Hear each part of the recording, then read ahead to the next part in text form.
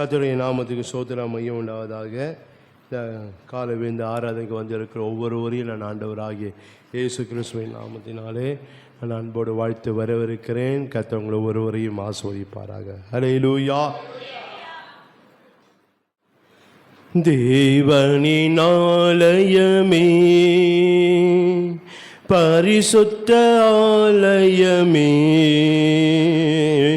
மகிமையின் ஆலயமே, நாமயவாலயமே, தேவனின் ஆலயமே, பரிசுத்த ஆலயமே, மகிமையின் ஆலயமே, நாமயவாலயமே, தேவனின் ஆலயமே,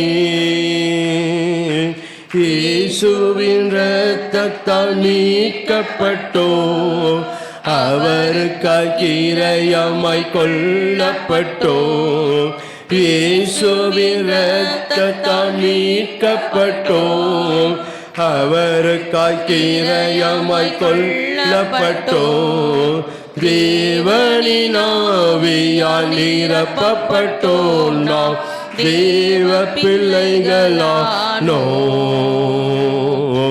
அவர் சொந்த ஜனமானோம்,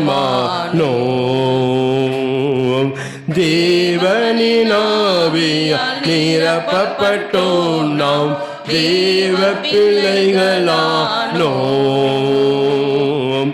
அவர் சொந்த ஜனமானோம், தேவனின் ஆலயமே, பரிசுத்த ஆலயமே, மகிமையின் ஆலயமே, நாமயவாலயமே, தேவனின் ஆலயமே, நாமினி நம்முடையவர்கள, அவரே நம் சரீரத்தின் சொந்தமானவர், நாமினி நம்முடையவர்கள, அவரே நம் சரீரத்தின் சொந்தமானவர், வஞ்சிக்கப்படாமல் தீட்டுப்படுத்தாமல் பரிசுத்தம் காத்து கொள்வோம், பரிசுத்த ஜாதியாக, வஞ்சிக்கப்படாமல் தீட்டுப்படுத்தாமல் பரிசுத்தம் காத்து கொள்வோம், பரிசுத்த ஜாதியாக, தேவனின் ஆலயமே, பரிசுத்த ஆலயமே, மகிமையின் ஆலயமே, நாமயவாலயமே, தேவனின் ஆலயமே,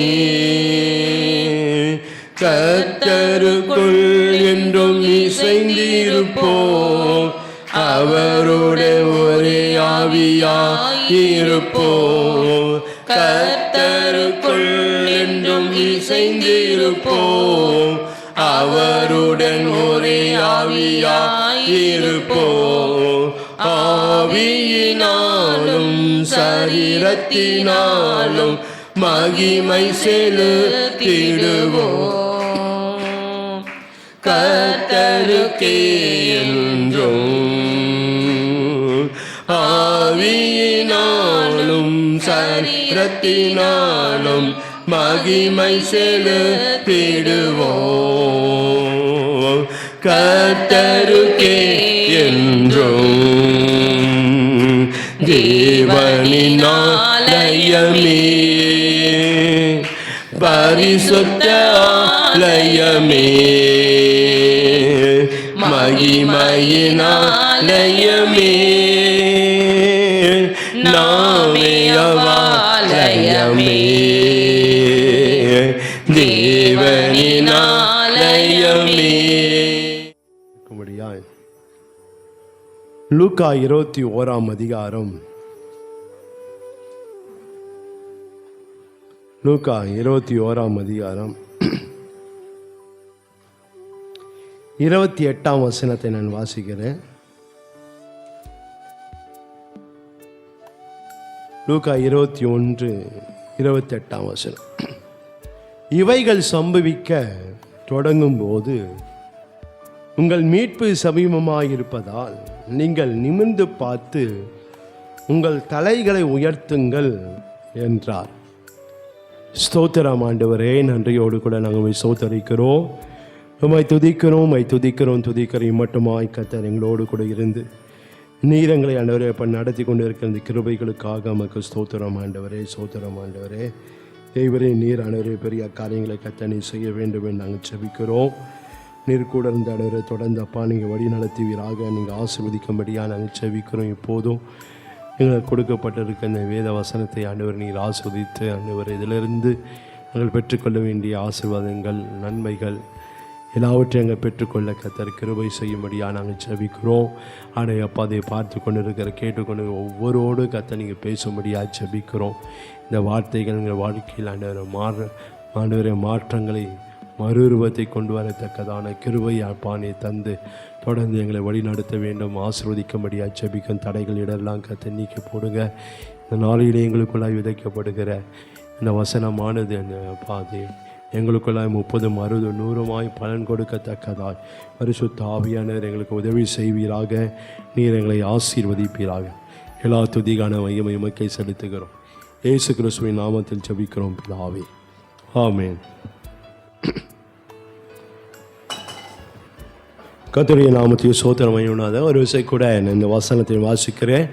லூக்கா 21 அதிகாரம் 28 வசனம். இவைகள் சம்பவிக்க தொடங்கும் போது உங்கள் மீட்பு சமீபமாக இருப்பதால் நீங்கள் நிமிர்ந்து பார்த்து உங்கள் தலைகளை உயர்த்துங்கள். இங்கே நாம் பார்க்க இந்த வசனம் தொடங்கும் போது பார்க்கிறோம், இவைகள் சம்பவிக்க தொடங்கும் போது. எவைகள்? நீங்கள் வீட்டில் போய் இந்த முன்பாக வசனங்களை குறிப்பாக நீங்கள் அந்த அதிகாரத்தினுடைய முதல் அதிகாரத்தினுடைய 4 வசனத்திலிருந்து நீங்கள் வாசித்து பார்ப்பீர்களானால் இந்த கடைசி நாட்களிலே நடக்கிற சம்பவங்களை குறித்து ஆண்டவர் சொல்லுகிறத நம்ம இந்த வேத வசனங்களிலே நம்மளால் பார்க்க முடியும். கடைசி நாட்களிலே என்னெல்லாம் நடக்கும், எப்படி இருக்கும், எல்லாவற்றையும் ஆண்டவர் இங்கே சொல்லுகிறத பார்க்க. இந்த வசனங்களில் சொல்லுகிற காரியங்கள், சில காரியங்கள் பூமியில் இந்த இப்போ இருக்க காலகட்டங்களிலே நடந்து கொண்டு இருக்கிறது. இப்போ 4 நாட்களிலே இந்த காரியங்கள் நடந்து கொண்டு இருக்கு. அதனால் இந்த சம்பவம்லாம் நடக்கும்போது நாம் என்ன செய்ய வேண்டும், நான் எப்படி இருக்க வேண்டும் என்று சொல்லி ஆண்டவர் இந்த வசனத்தை சொல்கிறாரு. இப்படிப்பட்ட சம்பவங்கள் உங்கள் வாழ்க்கையில் சம்பவிக்கும் போது, தொடங்கும் போது உங்கள் மீட்பு சமீபமாக இருப்பதால், இதெல்லாம் நடக்கும்போது நீங்கள் என்ன அறிந்து கொள்ள வேண்டும் என்றால், என் மீட்பு சமீபமாக இருக்கிறது. அப்படின்னா ஆண்டவராக இயேசுனுடைய வருகை சமீபமாக இருக்கிறது. அதனால் நீங்கள் நிமிர்ந்து பார்த்து உங்கள் தலைகளை உயர்த்துங்கள் என்று சொல்லி ஆண்டவர் சில இங்கே ஒரு காரியத்தை ஆண்டவர் சொல்லுகிறார். அதை தான் இந்த நாளில் நான் பார்க்க போகிறோம். நீங்கள் நிமிர்ந்து பார்த்து உங்கள் தலைகளை உயர்த்துங்கள், உங்கள் தலைகளை உயர்த்துங்கள். அதுதான் இந்த நாளினுடைய செய்தியின் தலைப்பு. அவர் சமீபமாக, அவருடைய மீட்பு சமீபமாக இருக்கிறதுனால, அவருடைய வருகை சமீபமாக இருக்கிறதுனால நாம் பார்க்கிறோம், நாம் என்ன செய்ய வேண்டுமா, நம் தலைகளை நாம் உயர்த்துகிறவளாக இருக்க வேண்டும். நம் தலையை உயர்த்தினா போதுமா? தலை உயர்த்தா பரலோகத்துக்கு போயிடுமா? அப்போ எல்லாரும் தலையை உயர்த்திடலாமே. இங்கே ஆண்டவர் என்ன சொல்ல வருகிறார் என்று சொல்லி தான் இந்த நாளில் ஒரு சில காரியங்களை நாம் பார்க்க போகிறோம். ஆண்டவருடைய சூழ்நிலைகள் பார்க்கும்போது, நடக்கிற ஆங்காங்கே சில காரியங்கள் பார்க்கும்போது பார்க்கிறோம். இது என்ன, இது எதை காட்டுதுன்னா, ஆண்டவருடைய வருகை சீக்கிரமாக இருக்கிறதுனால விசுவாசிகளாகிய நாம் ஆவிக்குரிய ஒரு விழிப்போடு ஒரு எச்சரிப்போடு நாம் அவருடைய வருகைக்கு நாம் ஆயத்தப்படுகிற ஜனங்களாக, அவர் வருகைக்கு ஒவ்வொரு நாளும் ஆயத்தப்படுகிற ஜனங்களாக நாம் காணப்பட வேண்டும். வேதம் சொல்லுகிறது, ஒரு கிறிஸ்துவுக்குள் இருந்தால் புது சிருஷ்டியாக இருக்கிறான், பழையவைகள் எல்லாம் ஒழிந்து போய் எல்லாம் புதிதாயின. இந்த வசனத்தை தான் சுத்திகரி கூட்டத்தில் நான் எடுத்து தியானிக்கும்படி ஆண்டவர் கிருபை செய்தார். பழையவைகள்லாம் ஒழிந்து போகணும் என்று சொல்லி ஒரு 10 காரியத்தை ஆண்டவர் தியானிக்கும்படி ஆண்டவர் செய்வார். நான் சில வேளை நம்ம சுத்திகரி கூட்டத்துக்கு வர தவறுகிறோம். வீட்டில் தான் இருக்கிறோம், ஆனால் வரமாட்டோம். சுத்திகரி கூட வரும்போது ஆண்டவர் இன்னும் நல்லா பேசுவார் பாருங்க. அதனால் நம்ம பார்க்குறோம். இங்கே பார்க்கும்போது கடைசி காலத்தில் இருக்கிறதுனால தேவனுடைய வருகை சீக்கிரத்தில் நாம் ஆயத்தப்பட வேண்டியது மிக மிக அவசியமாக இருக்கிறது என்பதை ஆண்டவர் இங்கே சொல்லுகிறத பார்க்குறோம். அதனால் இதெல்லாம் சம்பவிக்க தொடங்கும் போது நீ என்ன செய்யணும், நீயும் என்ன செய்யணும், ஆயத்தமாக தொடங்க வேண்டும். நாம் ஆயத்தப்பட வேண்டும். நம்ம தேவனை சந்திக்க ஆயத்தப்படுவதற்கு நம்ம என்னெல்லாம் செய்யணுமோ அதெல்லாம் கண்டிப்பாக நம்ம என்ன செய்யணும், செய்து தான் ஆக வேண்டும். அதெல்லாம் தவிர்ப்போம். நான் ஞானசானம் எடுத்துட்டேன், நான் அபிஷேகம் பெற்றுனேன், அதனாலே நான் பரலோக ராஜ்யத்துக்கு போயிடுவேன் அப்படின்னு சொன்னோம் அப்படின்னு நம்ம நினைப்போமானால் அது நம்ம தான் ஏமாந்து போவோம். அதெல்லாம் அவசியம். ஆனால் அதே வேளையில் கர்த்தருடைய வருகைக்கு நம்ம ஆயத்தமாகுது மிக மிக அவசியமானது. அதுக்கு நான் இவ்வளவு ஆயத்தமாகணும், எப்படிலாம் நான் ஆயத்தமாக வேண்டுமோ நாம் ஆயத்தமானதான் நாம் நித்திய ராஜ்யத்துக்கு, பரலோக ராஜ்யத்துக்கு நம்மால் பிரவேசிக்க முடியும். ஹல்லேலூயா. அதான் ஆண்டவர் இங்கே சொல்லும்போது சொல்கிறாரு, நீங்கள் என்ன செய்யணுமா, உங்கள் தலைகளை உயர்த்துங்கள். நமக்கு தலை யாரு? தலை யார் நம்மளுக்கு? ஆண்டவராக இயேசு கிறிஸ்து. ஏதோ சொல்லுகிறது, புருஷனுக்கு ஆண்டவர் தலையாக இருக்கா, மனைவிக்கு புருஷன் தலையாக இருக்கா. அது புருஷன் மனைவியினுடைய ஒரு உறவை காட்டுது. ஆனால் சராசரியாக பொதுவாக ஒரு ஆவிக்குரியவனுக்கு எது தலை என்பதை நாம் அறிந்து கொள்ள வேண்டும். இயேசு கிறிஸ்து தான் தலை. அப்படின்னா என்ன அர்த்தம்னா, அவருக்குள்ளே என்னெல்லாம் இருக்குது, அவர் என்னெல்லாம் ஆண்டவர் வச்சிருக்க, அதெல்லாம் நம்முடைய வாழ்க்கையில் நாம் காணப்பட வேண்டும். ஹல்லேலூயா. ஒரு ஆவிக்குரியவனுக்கு எதெல்லாம் தலையாக இருக்குது என்று சொல்லி தான் இந்த நாளில் ஒரு 5 காரியம், அநேக காரியம் தான், ஒரு 5 காரியங்கள் பார்க்க போகிறோம். இதை என் வாழ்க்கையில் எப்போதும் உயர்ந்திருக்கும்படி நாம் வச்சுக்கணும். ஒரு ஆவிக்குரியவனுக்கு எது தலையாக இருக்கிறதோ அதை நம்முடைய வாழ்க்கையில் எப்போதும் உயர்த்தப்பட்ட ஒரு நிலையில், அப்போனா எப்போதும் அந்த காரியங்கள் நம்முடைய வாழ்க்கையில் மேலோங்கி இருக்கும்படி நம்ம வச்சுக்கணும். அதான் சொல்ல, உங்கள் தலைகளை நீ என்ன செய்யணும், நீங்கள் உயர்த்த வேணும். ஏனென்றால் முழு சரீரத்தை நம்ம சரீரம் பார்க்கும்போது சரீரம் என்ன செய்ய, தலையை பற்றி கொண்டு அது என்ன செய்தான், சரீரத்தின் அவயங்கள் அது கேட்ட போல வளருகிறது என்று சொல்லி வேதத்தில் நம்மளால் பார்க்க முடியும். பாருங்கள், நீங்கள் 1 தெசலோனிக்கேயரில் நீங்கள் வாசித்து பார்க்கும்போது அங்கே ஒரு சில காரியங்கள் அங்கே சொல்லப்படுகிறது. எபேசியர் 4ஆம் அதிகாரம், எபேசியர் 4ஆம் அதிகாரத்தில் பார்க்கிறோம், ஆண்டவராக இயேசு நமக்கு தலையாய் இருக்கிறார் என்று சொல்லி அந்த வேத வசனங்களை பார்க்கிறோம். ஆனால் தலையாய் இருக்கிறார், ஆனால் தலையாக இருக்க அவருக்குள்ளே என்ன இருக்குது, அவர் என்ன வச்சிருக்கிறாரு என்று அதெல்லாம் நம்ம பார்க்கணும். இயேசு கிறிஸ்து தலையாக இருக்கிறார் என்று அந்த மேலோட்டமான நம்ம இருக்கக்கூடாது. பாருங்கள், அதுக்குள்ளே ஆண்டவர் என்ன, ஆண்டவருக்குள்ளே என்ன வச்சுரு, ஆண்டவர் நமக்காக எதெல்லாம் அவர் நமக்கு தலையாய் வைத்திருக்கு அதை நம்ம பார்த்து அந்த காரியங்கள் நம்முடைய வாழ்க்கையில் காணப்பட வேண்டும். நீங்கள் எபேசியர் 4ஆம் அதிகாரம் 14ஆம் வசனத்தில் பார்க்க, நாம் இனி குழந்தைகளாகிறாமல் மனுஷருடைய சூதம் வஞ்சிக்கிறதுக்கு ஏதுவான தந்திரமுள்ள போதுகமாகிய பலவித காற்றினால அலைகளைப் போல அடிப்பட்டு அலைகளாகிறாமல் அன்புடன் தேவன் சத்தியத்தை கை கொண்டு தலையாகிய கிறிஸ்துவுக்குள் எல்லாவற்றிலும் நம்ம வளர்கிறவர்களாக இருக்கும்படியாக அப்படி செய்தார். அவராலே சரீரம் முழுவதும் அதற்கு உதவியாக இருக்கிற சகல கணுக்களினாலும் இசையாய் கூட்டி இணைக்கப்பட்டு ஒவ்வொரு அவயமும் தன் அளவுக்கு தக்கதாய் கிரியை செய்கிறபடியே அது அன்பினாலே தனக்கு பக்தி விருத்தி உண்டாக ஏதுவாக சரீர வளர்ச்சியை உண்டாக்குகிறது என்று சொல்லி இந்த வேத வசனங்களை நம்மளால் பார்க்கணும். இதெல்லாம் நம்மளை பார்க்கும்போது நம்ம தலை என்பது, நம்ம சரீரத்துக்கு தலை என்பது மிக மிக அவசியம். பாருங்கள், சரீரத்தில் தலை இல்லைன்னா என்ன ஆகும் பாருங்கள். சரீரத்தில் தலை இல்லைன்னா தூக்கி தான் போடணும் பாருங்க. அதே போல் ஆவிக்குரிய வாழ்க்கையில் தலை தேவை நம்மளுக்கு. எதை ஆண்டவர் இங்கே தலையாக வைத்திருக்கிறார் என்று சொல்லி தான் சில காரியங்கள் ஒன்று பார்க்க போகிறோம். ஒன்று,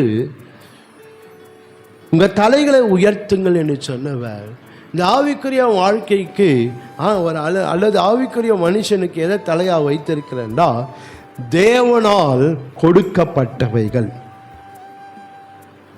தேவனால் கொடுக்கப்பட்டவைகள். இரண்டாவது, தேவனால் சொல்லப்பட்டவைகள், தேவனால் சொல்லப்பட்டவைகள். மூன்றாவது, தேவனால் அனுமதிக்கப்பட்டவைகள், தேவனால் அனுமதிக்கப்பட்டவைகள். நான்கு, தேவனால் ஸ்திரப்படுத்தப்பட்டவைகள், தேவனால் ஸ்திரப்படுத்தப்பட்டவைகள். ஐந்து, தேவனால் வெளிப்படுத்தப்பட்டவைகள், தேவனால் வெளிப்படுத்தப்பட்ட, தேவனால் கொடுக்கப்பட்டவைகள், தேவனால் சொல்லப்பட்டவைகள், தேவனால் அனுமதிக்கப்பட்டவைகள், தேவனால் ஸ்திரப்படுத்தப்பட்டவைகள், தேவனால் வெளிப்படுத்தப்பட்டவை. இதெல்லாம் என்னவென்றால், ஒரு ஆவிக்குரியவனுக்கு இதெல்லாம் தலை. இந்த தலையை நாம் உயர்த்துகிறவர்களாக நாம் இருக்க வேண்டும்.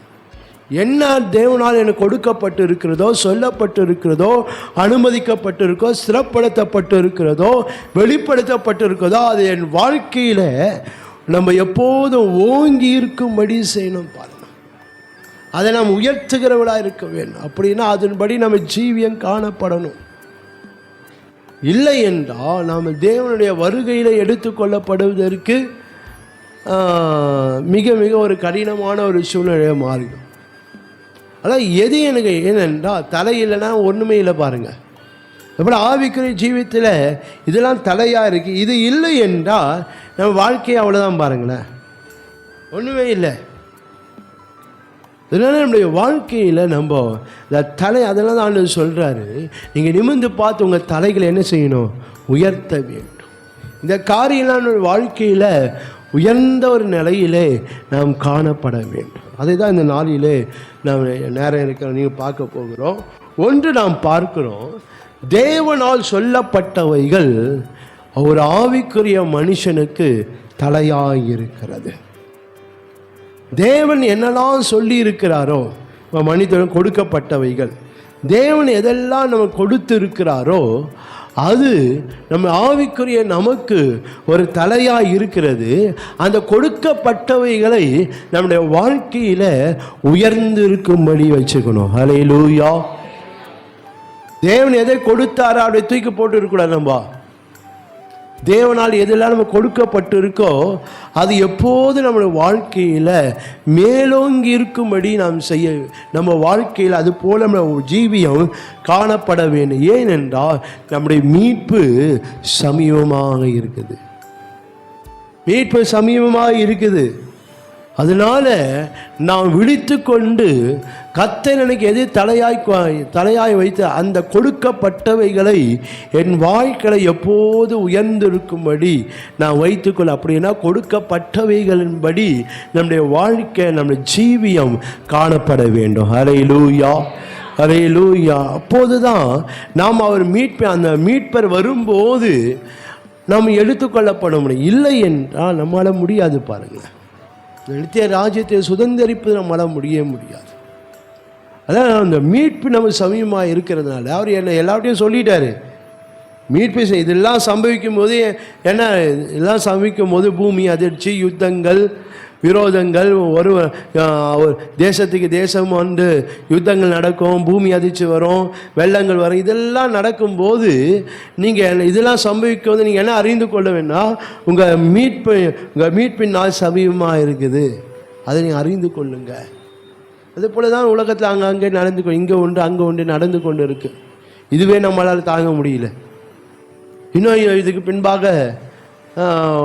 இன்னும் அநேக காரியங்கள் இருக்கு பாருங்க. கடைசி நாட்களில் கொடிய காலங்கள் வரும் என்று சொல்லக்கூடாது. எப்படி இருக்குமோ தெரியல நம்மளுக்கு. இதுவே நம்மளால தாங்க முடியல பாருங்க.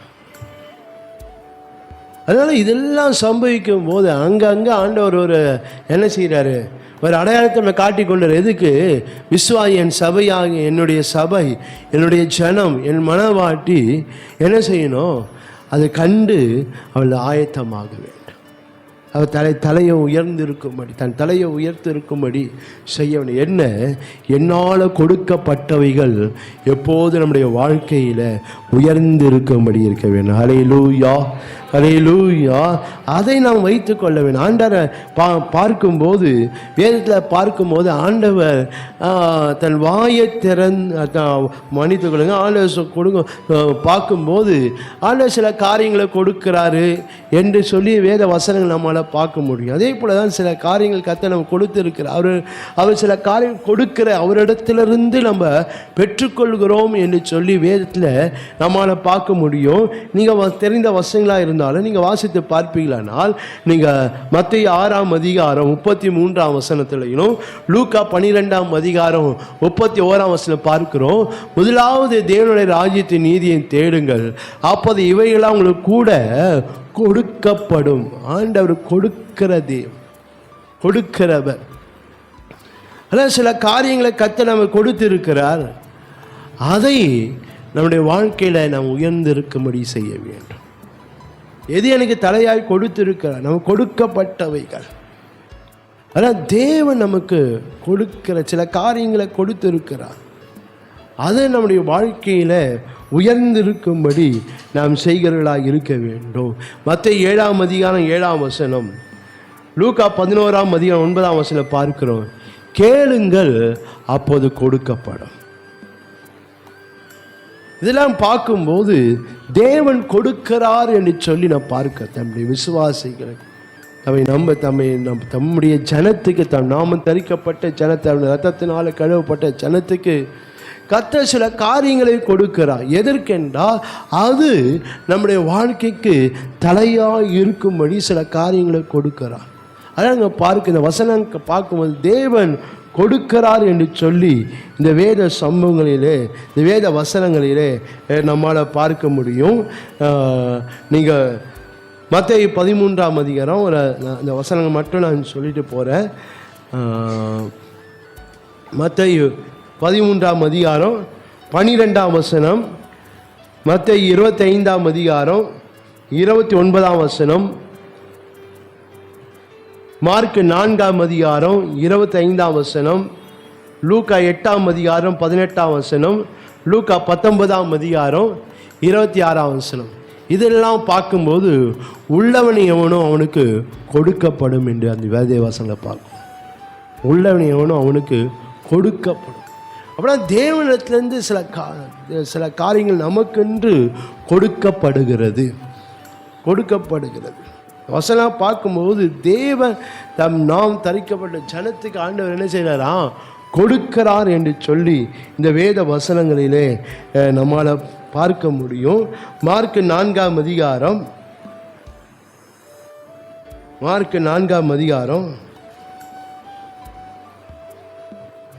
24ஆம் வசனத்தில் பார்க்கிறோம். கேட்கிற உங்களுக்கு அதிகம் கொடுக்கப்படும், கேட்கிற உங்களுக்கு அதிகம் கொடுக்கப்படும் என்று சொல்லி இந்த வேத வசனங்களிலே நம்மளால் பார்க்க முடியும். இந்த வசனங்கள்லாம் நான் ஏன் சொல்கிறேன்னா, இங்கேப்பா தேவன் கொடுக்கிறவர். தேவன் சில காரியங்களை ஆண்டவர் நமக்கு தன்னுடைய ஜனத்துக்கு ஆண்டவர் கொடுக்கிறார் என்று சொல்லி இந்த வேத வசனங்களை நம்மளால் பார்க்க முடியும். நீங்கள் யோவான் 3ஆம் அதிகாரம்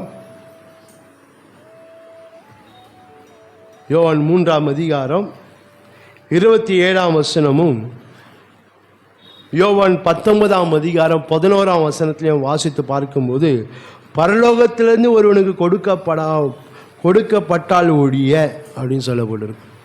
பரலோகத்திலிருந்து ஒருவனுக்கு கொடுக்கப்பட்டால் ஒழிய.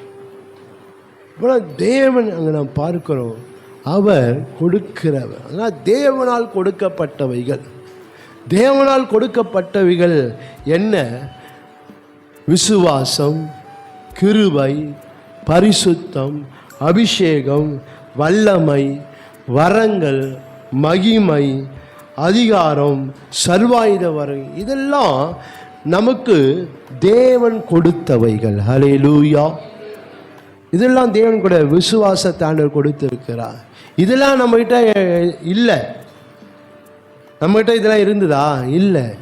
என்னைக்கு நம்ம ஆண்டவரை ஏற்றுக்கொண்டோமோ, என்னைக்கு ரட்சிக்கப்பட்டு இந்த ஆண்டவர் இடத்துல வந்தோமோ, அன்றைக்கு அவர் என்ன செய்தார் என்றால் இதெல்லாம் நமக்கு கொடுத்தார். ஹல்லேலூயா.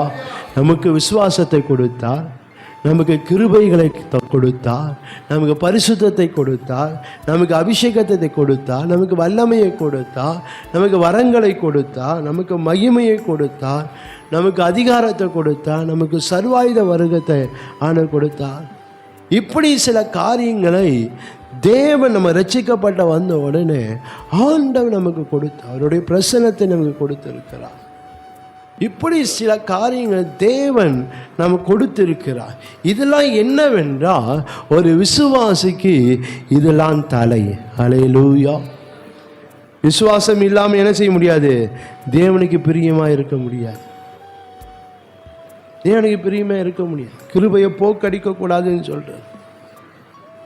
பரிசுத்தம் இல்லாமல் தேவனை தரிசிக்க முடியாது. அபிஷேகத்தில் நிலைத்திருங்கள் வேதம் சொல்லுது. தேவன் கொடுத்த வரங்களிலே நம்ம என்ன செய்யணும்? நம்ம காணப்பட வேண்டும். ஏன்னா ஆவிக்குரிய பிரயோஜனத்துக்கு அது கொடுக்கப்படுகிறது வேதம் சொல்லுது. தேவன அதிகாரம், தேவன செல்வாய், இதெல்லாம் தேவை. நம்ம இதெல்லாம் ஆண்டவர் நம்ம கொடுத்து, இது நம்ம கேட்கல, இது நமக்கு வேண்டியது என்று ஆண்டவர் நம்ம ரட்சிக்கப்பட்டவொடனே எனக்கு கேட்ட ஆண்டவர் எனக்கு விசுவாசம் கொடுங்க ஆண்டவரே என்ன இல்லை. அவர் எல்லாம் வந்த உடனே நம்ம என்ன செய்ய எல்லாத்தையும் கொடுத்தா எதற்காக என்றால் இது நம்முடைய வாழ்க்கைக்கு தலையாக இருக்க முடியும். இந்த காரியங்கள், அதே போல ரட்சிப்பு, இதெல்லாம் கர்த்தர் நம்ம கொடுத்திருக்கிறார். தேவனுடைய மீட்பின் நாள் சமீபமாக இருக்கிறதுனால பார்க்கிறோம், நம் தலைகளை நாம் உயர்த்துகிறவர்களாக இருக்கிறோம். எது தேவனால் கொடுக்கப்பட்டவைகள் நம்முடைய வாழ்க்கையில் எப்போதும் உயர்ந்திருக்கணும். ரட்சிப்பு உயர்ந்திருக்கணும், விசுவாசம் உயர்ந்திருக்கணும், பரிசுத்தம் உயர்ந்திருக்கணும். அதெல்லாம் நம்ம விட்டுவிடக்கூடாது. நம்ம ரட்சிப்பு எப்படி இருக்குது, விசுவாசம் இருக்குது, பரிசுத்தம் எப்படி இருக்குது, இதெல்லாம் நம்முடைய வாழ்க்கை, நம்முடைய அபிஷேகம் எப்படி இருக்குது, நம்ம சர்வாயுத வயதத்தை நாம் தரித்து கொண்டவர்களாக இருக்கிறோம், இதெல்லாம் நம்முடைய வாழ்க்கையில் பார்க்கணும். பாருங்கள், இதெல்லாம் நமக்கு ஒரு விசுவாசியாக, நமக்கு ஒரு ஆவிக்குரியவனாக, நமக்கு இது ஒரு தலையாய் கர்த்தர் வச்சிருக்கிறாரு. இந்த காரியம் நம்முடைய வாழ்க்கையில் இருக்குது. இது இல்லாமல் போகுமானால் நம்மளால் எங்கே போக முடியாது? கர்த்தருடைய வருகையில் நம்மளால் போக முடியாது. அதனால் எப்போதும் நம்முடைய வாழ்க்கையில் இந்த காரியங்களை உயர்ந்திருக்கும்படி நம்ம வச்சுருக்கணும். அதனால் அந்த தலையை உயர்த்துங்கள். இந்த காரியங்கள் நம்ம வாழ்க்கையில் உயர்ந்து இருக்கணும். என் வாழ்க்கையில் எது உயர்ந்து இருக்கிறதுன்னு பார்க்கணும். தேவன் கொடுத்தவைகளா இல்லை உலக காரியம் உயர்ந்து இருக்கிறதா என்று நம்முடைய வாழ்க்கையில் பார்க்கணும். உலக காரியம் எவ்வளோதான் என் வாழ்க்கையை உயர்ந்திருந்தாலும் தேவனால் கொடுக்கப்பட்ட என் வாழ்க்கையில் உயர்ந்து இல்லை என்றால் நம்மால் இந்த மீட்பின் நாளில் நம்மால் என்ன செய்ய முடியாது? தேவனுடைய வருகையில் எடுத்துக்கொள்ளப்படவே முடியும். ஆனால் தேவன் எனக்கு கொடுக்கப்பட்டவைகள் எப்போது நம்முடைய வாழ்க்கையில் உயர்ந்திருக்கத்தக்கதாய் நம் ஜீவியம் காணப்பட வேண்டும். அது எப்போது உயர்ந்த நிலை, எப்போதும் ஓங்கி இருக்கும்படியாய் வாழ்க்கை அதுதான் மேலோங்கி இருக்கத்தக்கதாய் நம்முடைய ஜீவியம் காணப்படணும். இல்லை என்றால் நம்ம அந்த வருகையில் நம்ம எடுத்துக்கொள்ளப்படுறது மிக மிக கடினம். நான் ஏற்கனவே சொல்லியிருக்கிறேன், நம்ம பரலோக ராஜ்யம் போகிறது அது லேசான ஒரு காரியம் இல்லை. இங்கே கண்ணை முன்னா பரலோகத்தில் கண்ணை திறப்பேன் அதெல்லாம் இல்லை. அதெல்லாம் ஏதோ ஆறுதலுக்காக சொல்லலாம். பரலோக ராஜ்யத்தில் போகுது மிக மிக ஒரு கடினம். அதனால் ஆண்டவர் சொன்னார், உன் கண்ணு உனக்கு இடம் இல்லைன்னா உன் கண்ணாக இருந்தால் அதை பிடுங்கி போட்டு நித்திய ராஜ்யத்தில் பிரவேசிப்பது அவ்வளோ ஒரு கடினமான ஒரு காரியம் பாருங்க. உன் கண்ணியட உன் கண்ணு தான், அது உன்னுடையது தான் கண்ணு. ஆனால் அது உனக்கு அந்த நித்திய ராஜ்யத்தை வருவதற்கு இடரை உண்டாக்குனா அதை பிடிங்க போட்டுரு. நீ 2 கண்ணு உடையனா எங்கே போகக்கூடாது? நீ நித்திய அக்கினிக்கு போகக்கூடாது. ஒரு கண்ணாக இருந்தால் பரவாயில்ல, நீ எங்கே வரணும்? நித்திய ஜீவனுக்கு வரணும். அப்போனா பரலோக ராஜ்யத்தில் பிரவேசி எப்படி கடினம் பாரு. அவ்வளோ கடினமாக இருக்கிற சூழ்நிலையில் நம்முடைய வாழ்க்கை எப்படி இருக்குன்னு பார்க்கணும். கர்த்தர் எதெல்லாம் எனக்கு தலையாய் வைத்திருக்கிறாரோ அது நம்முடைய வாழ்க்கையில் உயர்த்துகிறவளாக இருக்க வேண்டும். ஹல்லேலூயா, ஹல்லேலூயா. தேவனால் கொடுக்கப்பட்டவைகள் நமக்கு தலையாக இருக்கிற அது ஏன் நம்முடைய வாழ்க்கையில் உயர்ந்த ஒரு நிலையில் இருக்க வேண்டும் என்றால், ஒன்று, தேவனால் கொடுக்கப்பட்டவைகள் ஆண்டவருக்குரியவைகள். ஆண்டவருக்குரியவைகள், அது நமக்குரியதில்லை. எனக்கு கொடுக்கப்பட்டவைகள் எனக்குரியதில்லை, அது யாருடையது? அது ஆண்டவருடையதை கர்த்தர் நமக்கு கொடுத்திருக்கிறாரு. அப்படின்னா அப்படி என்றால் நாம் அது எவ்வளவு நம்ம ஒரு ஒரு உயர்ந்த ஒரு நிலையில் நம்ம உயர்த்துகிறவர்களாக நாம் இருக்க வேண்டும் என்பதை நாம் அறிந்திருக்க வேண்டும். அது என்னுடையது இல்லை. விசுவாச நம்பிக்கை எல்லாம் என்னுடையது. இது அவரிடத்த இருந்தது, அவருக்குரியதை கர்த்தர் எனக்கு கொடுத்துருக்கிறாரு. ஆனால் நான் எப்படி இருக்கிறேன்? இன்னைக்கு ரட்சிப்பு எங்கேயோ போயிடுச்சு.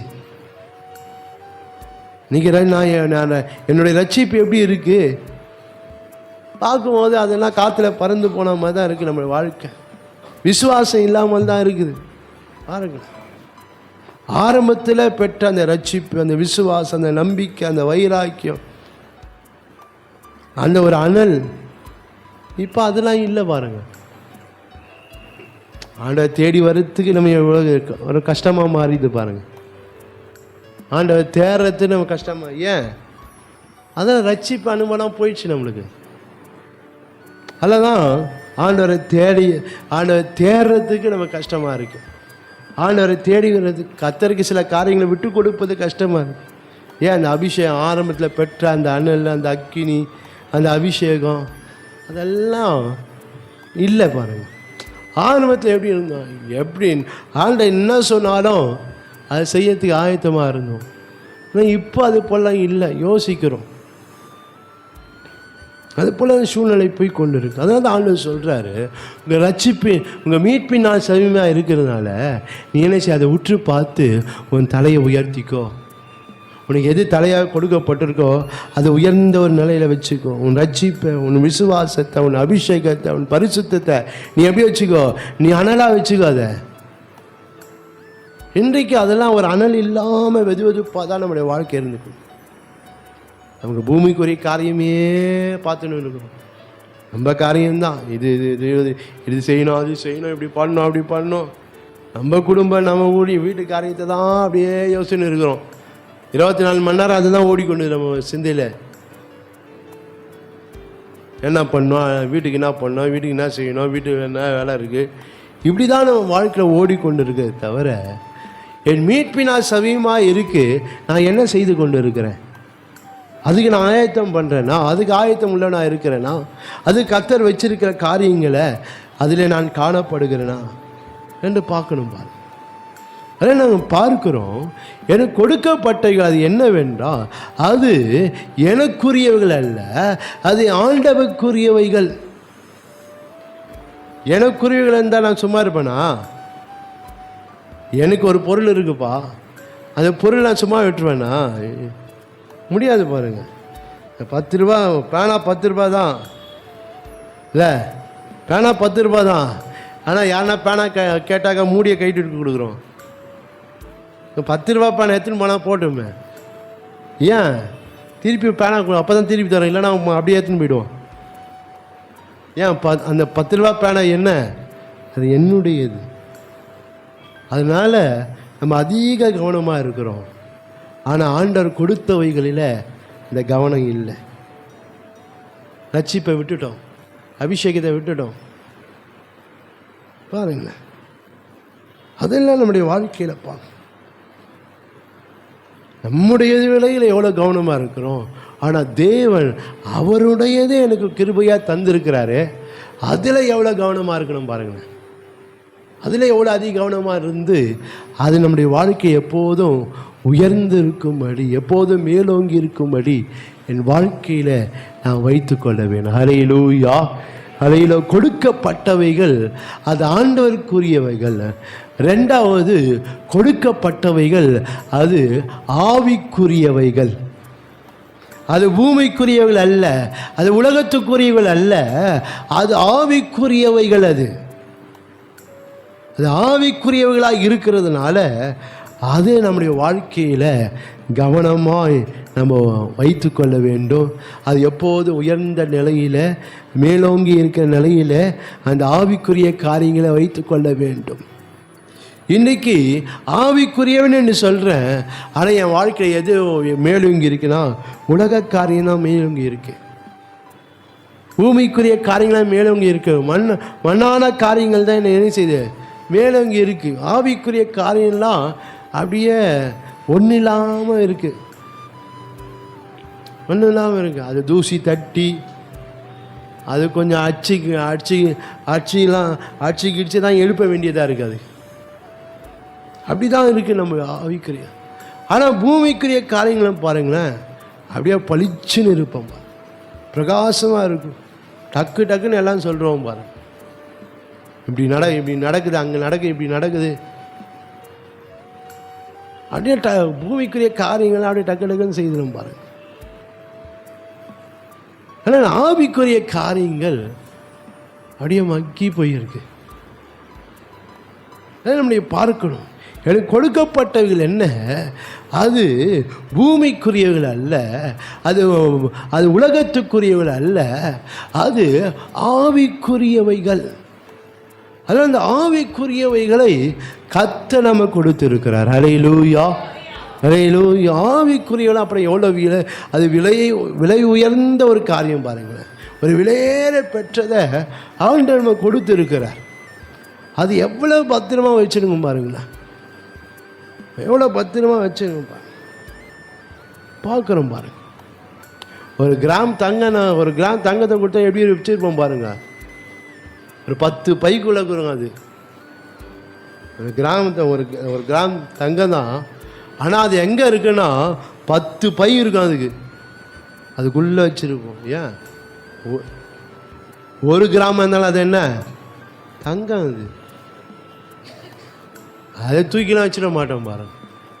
ஆனால் ஆவிக்குரிய காரியங்கள் நமக்கு எப்படி இருக்கும் பாருங்களேன், அதிலே ஒரு அசட்டையாக இருக்கிறோம் பாருங்க. அதெல்லாம் அச்சீப்பு தான், அதெல்லாம் பார்த்துக்கலாம் அப்புறம்.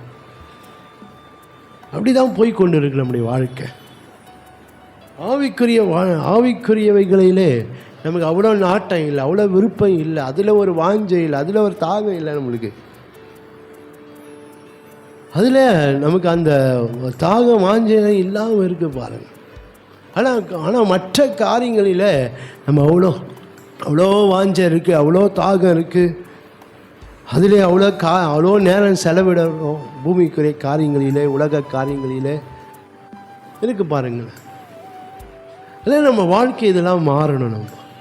ஏனென்றால் எனக்கு கொடுக்கப்பட்டவைகள் அல்லது நான் பெற்றுக்கொண்டவைகள் என்னவென்றால் அது ஆவிக்குரியவைகளை நான் பெற்றிருக்கேன். நான் மண்ணானவனாக இருந்தாலும் எனக்கு கொடுக்கப்பட்டவைகள் என்ன, ஆவிக்குரியவைகளை நான் கொடுத்திருக்கிறான்.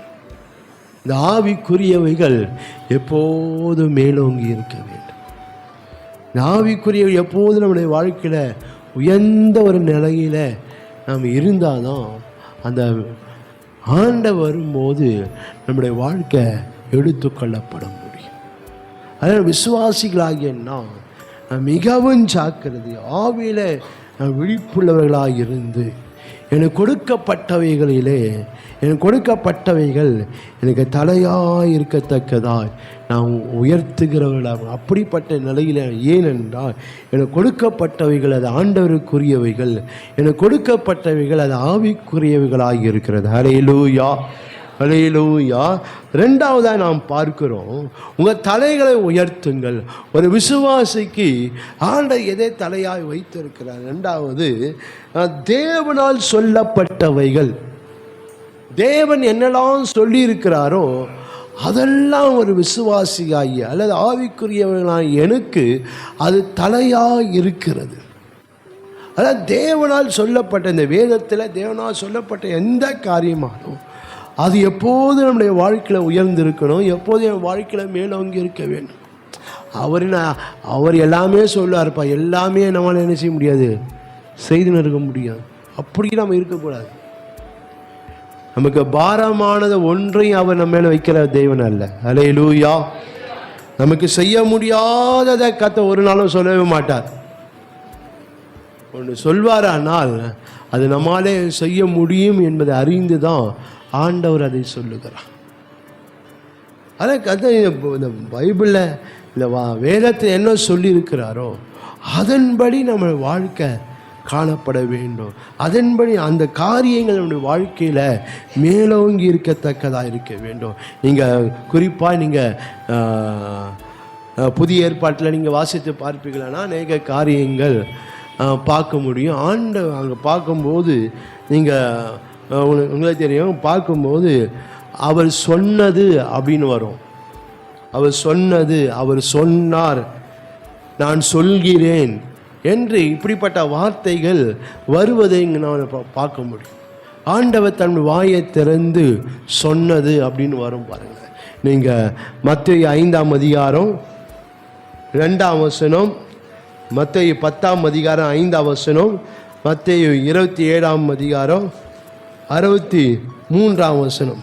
இந்த வசனங்கள் எல்லாம் பார்க்கும்போது அந்த வசனங்களிலே நான் பார்க்க ஆண்டவர் சொன்னது என்ற அந்த வார்த்தையை நம்மளால் பார்க்க முடியும்.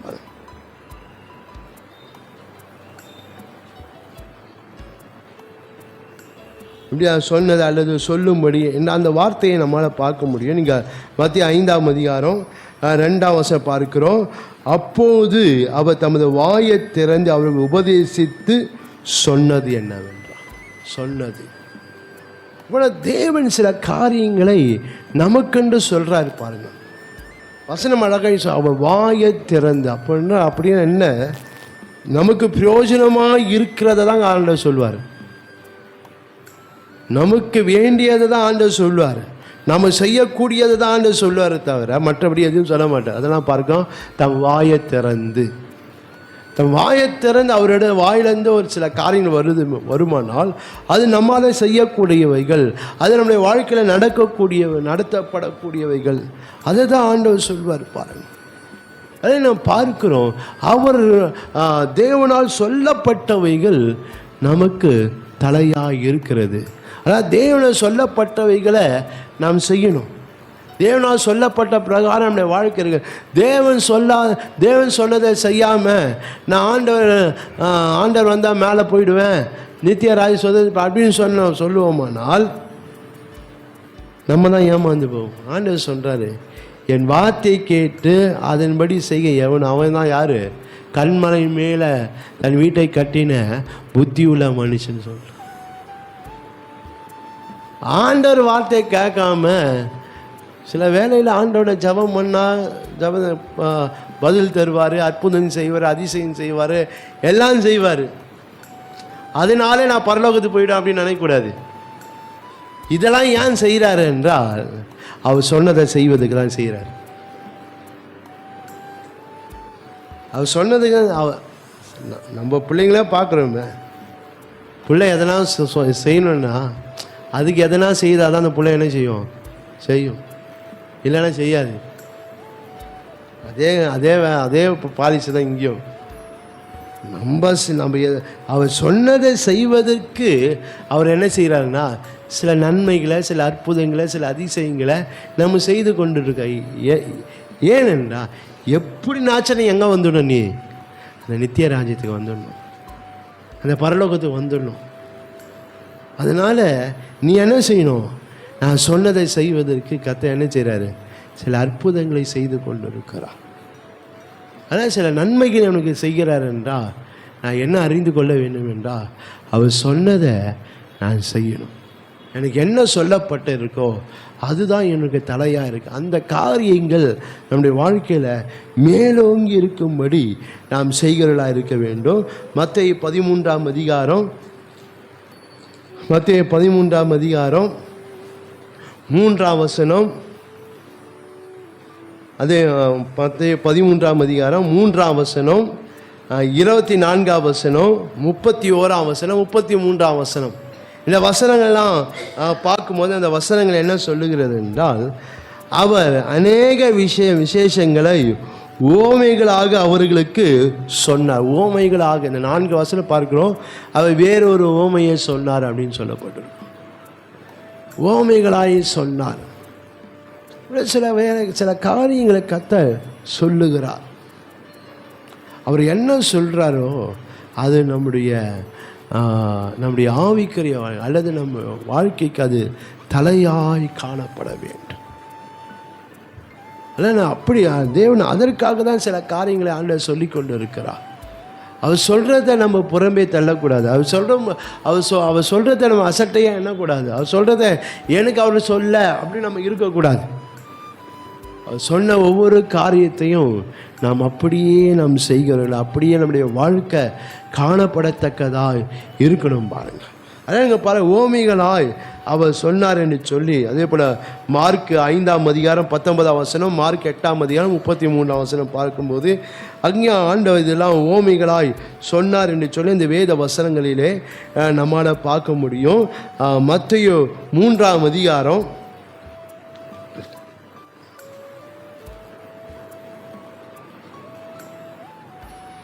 மத்தேயு 3ஆம் அதிகாரம், மத்தேயு 5ஆம் அதிகாரம், மத்தேயு 3ஆம் 9ஆம் வசனம், மத்தேயு 5ஆம் அதிகாரம் 18ஆம் வசனம், மத்தேயு 5ஆம் அதிகாரம் 20ஆம் வசனம், மத்தேயு 5ஆம் அதிகாரம் 44ஆம் வசனம், மத்தேயு 5:44. இதெல்லாம் பார்க்க சொல்லுகிறேன் என்று வார்த்தை வரும். நான் உங்களுக்கு சொல்லுகிறேன் அப்படின்ட்டு இந்த வேத வசனங்களிலே இந்த வார்த்தை வருவதை நம்மால் பார்க்க முடியும்.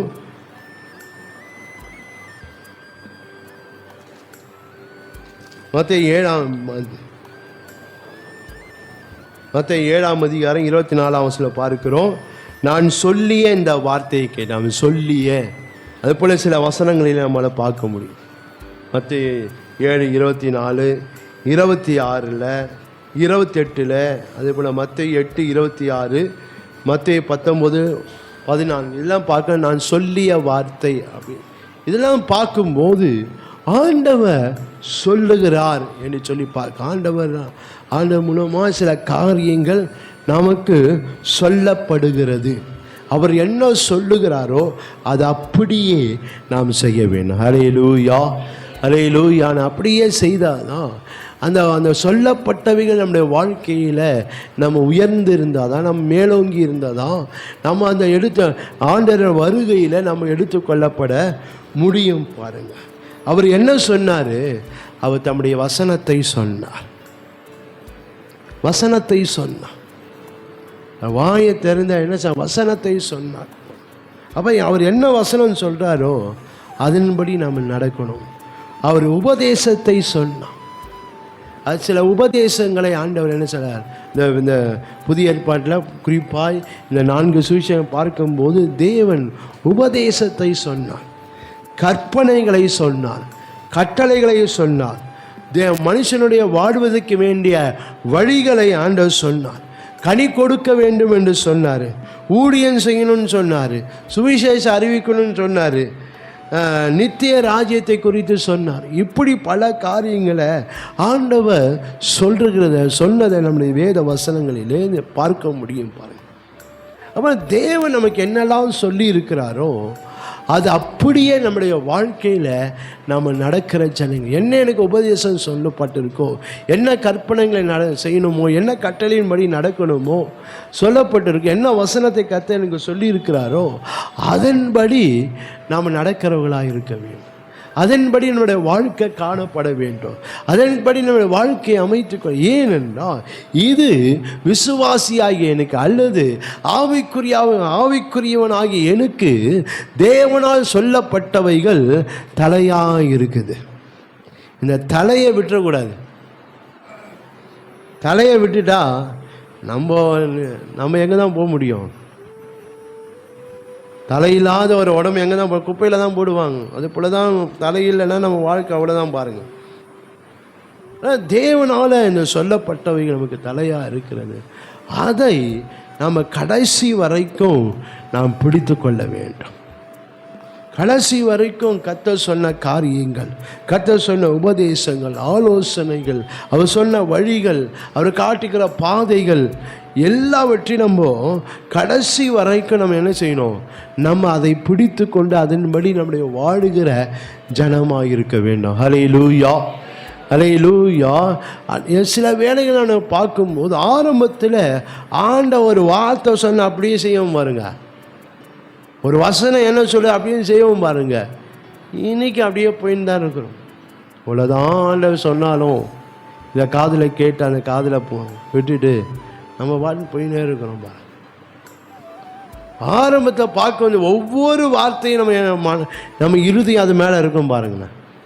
நீங்கள் இந்த ஆரம்ப கால வாழ்க்கையை பார்த்தா தெரியும் பாருங்க.